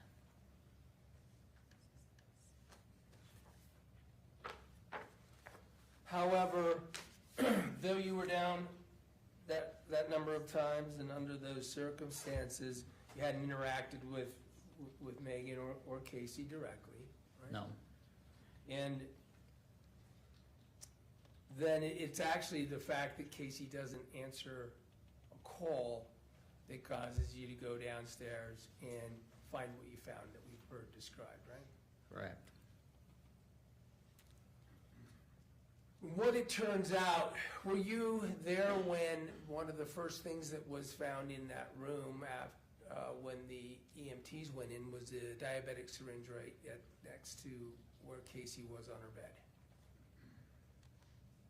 I don't recall that. You didn't know if you knew that? If I knew it, I'd forgotten it. Okay, I mean, there's some pictures, it was picked up and put on a nightstand and photographed, and I can't remember if those were ever shown to you. Or more importantly, whether you remember what happened in terms of that syringe being found, and if you don't, it's fine, there's more witnesses. You're the first one, actually. Then we have this syringe out in the Fanta box situation that I'm gonna go into a little more detail. But then you find yet another syringe when you're cleaning up the room because of the damage that's caused by the flood, right? Yeah, Now, at the time you find that, it's an insulin syringe, right? yeah, You ended up giving it to Detective Farney at some point, right? yeah. Do you remember, you said it was over, that too was over by where that lounger is, in other words, also where, by the bed where Kacee was, right? Yeah. Do you remember what you did with it? Did you hook it up and put it somewhere, or did you just leave it there for the police? I don't recall. Do you recall the police even asking you what you did with the syringe in a room with the overdose of insulin? No. But you did tell them that you found it, and when you found that insulin syringe in the room, it had been searched pursuant to a search warrant, right? I guess, yeah, I don't recall. I don't. Going through the work you did with Detective Farney, you went there, it's flooded, but she wants to seal up, put crime scene tape on the door and stuff, right? Yep. And you had gone in to the room first, though, with her, right? Yeah. Walked around, you were seeing the flood, showed how there was the table with the computer or the window well that had caused everything to flood, right? Yep. And so you're walking around, it's the first time Detective Farney's been in the room, as far as you know, right? Yep. Yep. And then you're gonna seal her off as a crime scene, so she puts up that tape. Yep. And then you call her and say, dang it, I left my phone in the sealed crime scene. She says, let's just cut the tape and then put it back together once you get your phone, right? Yep. Then the next day, this is what I was getting to, and I think maybe in fairness, you're saying you're not sure whether you were there. A search warrant is utilized to then search everything pursuant to the warrant. And that room was searched by a team, including Detective Farney. You weren't aware that that full-on search warrant occurred, and the search occurred before you went into the room and found another syringe? Yeah, I don't recall, I mean, the warrant, I don't recall. I just recall Detective Farney saying, well, okay, we're gonna come over and search the room. And then it gets searched, and then you're free to do what you want with it. And then Yeah. when you go in, after the police do a full search, maybe I'm confusing it by saying warrant. I apologize. I mean, it doesn't matter to you what they did to go in the room. But the point is, it was searched, and then you found a syringe, right? Yeah.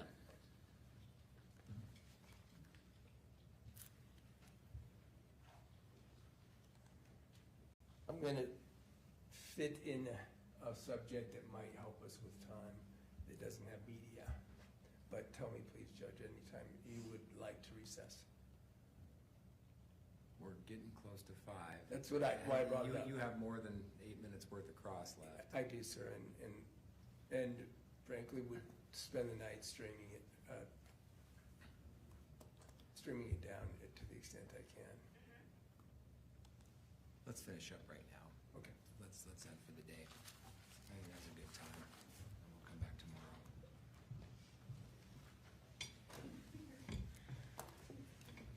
Ladies and gentlemen of the jury, we're gonna break for the evening. We're gonna reconvene tomorrow at 8:30. Same time, same place as you did this morning, and we'll keep moving. We all appreciate your attentiveness to this case, and the efforts that you're putting in, so thank you. Cole will show you out, but before you go, might I remind you that you are admonished by the court that it is your duty not to converse among yourselves or to converse with any other person on any subject of the trial. And it is your duty not to form or express an opinion thereon until the case is finally submitted to you.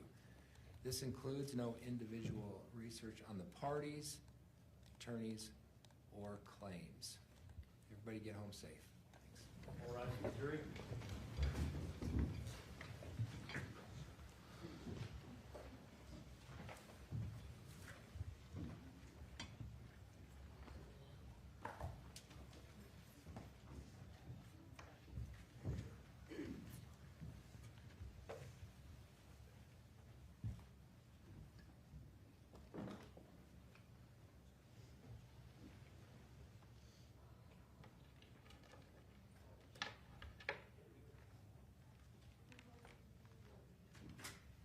Please be seated. All right, counsel, anything else we need to cover before we break for the evening and start back up first thing in the morning? Not that I know of. Thanks. Anything from the state? Not at this time. All right. Counsel, thank you for your efforts and your professionalism so far. It's helpful. We'll reconvene in the morning. Everybody get home safe. All rise.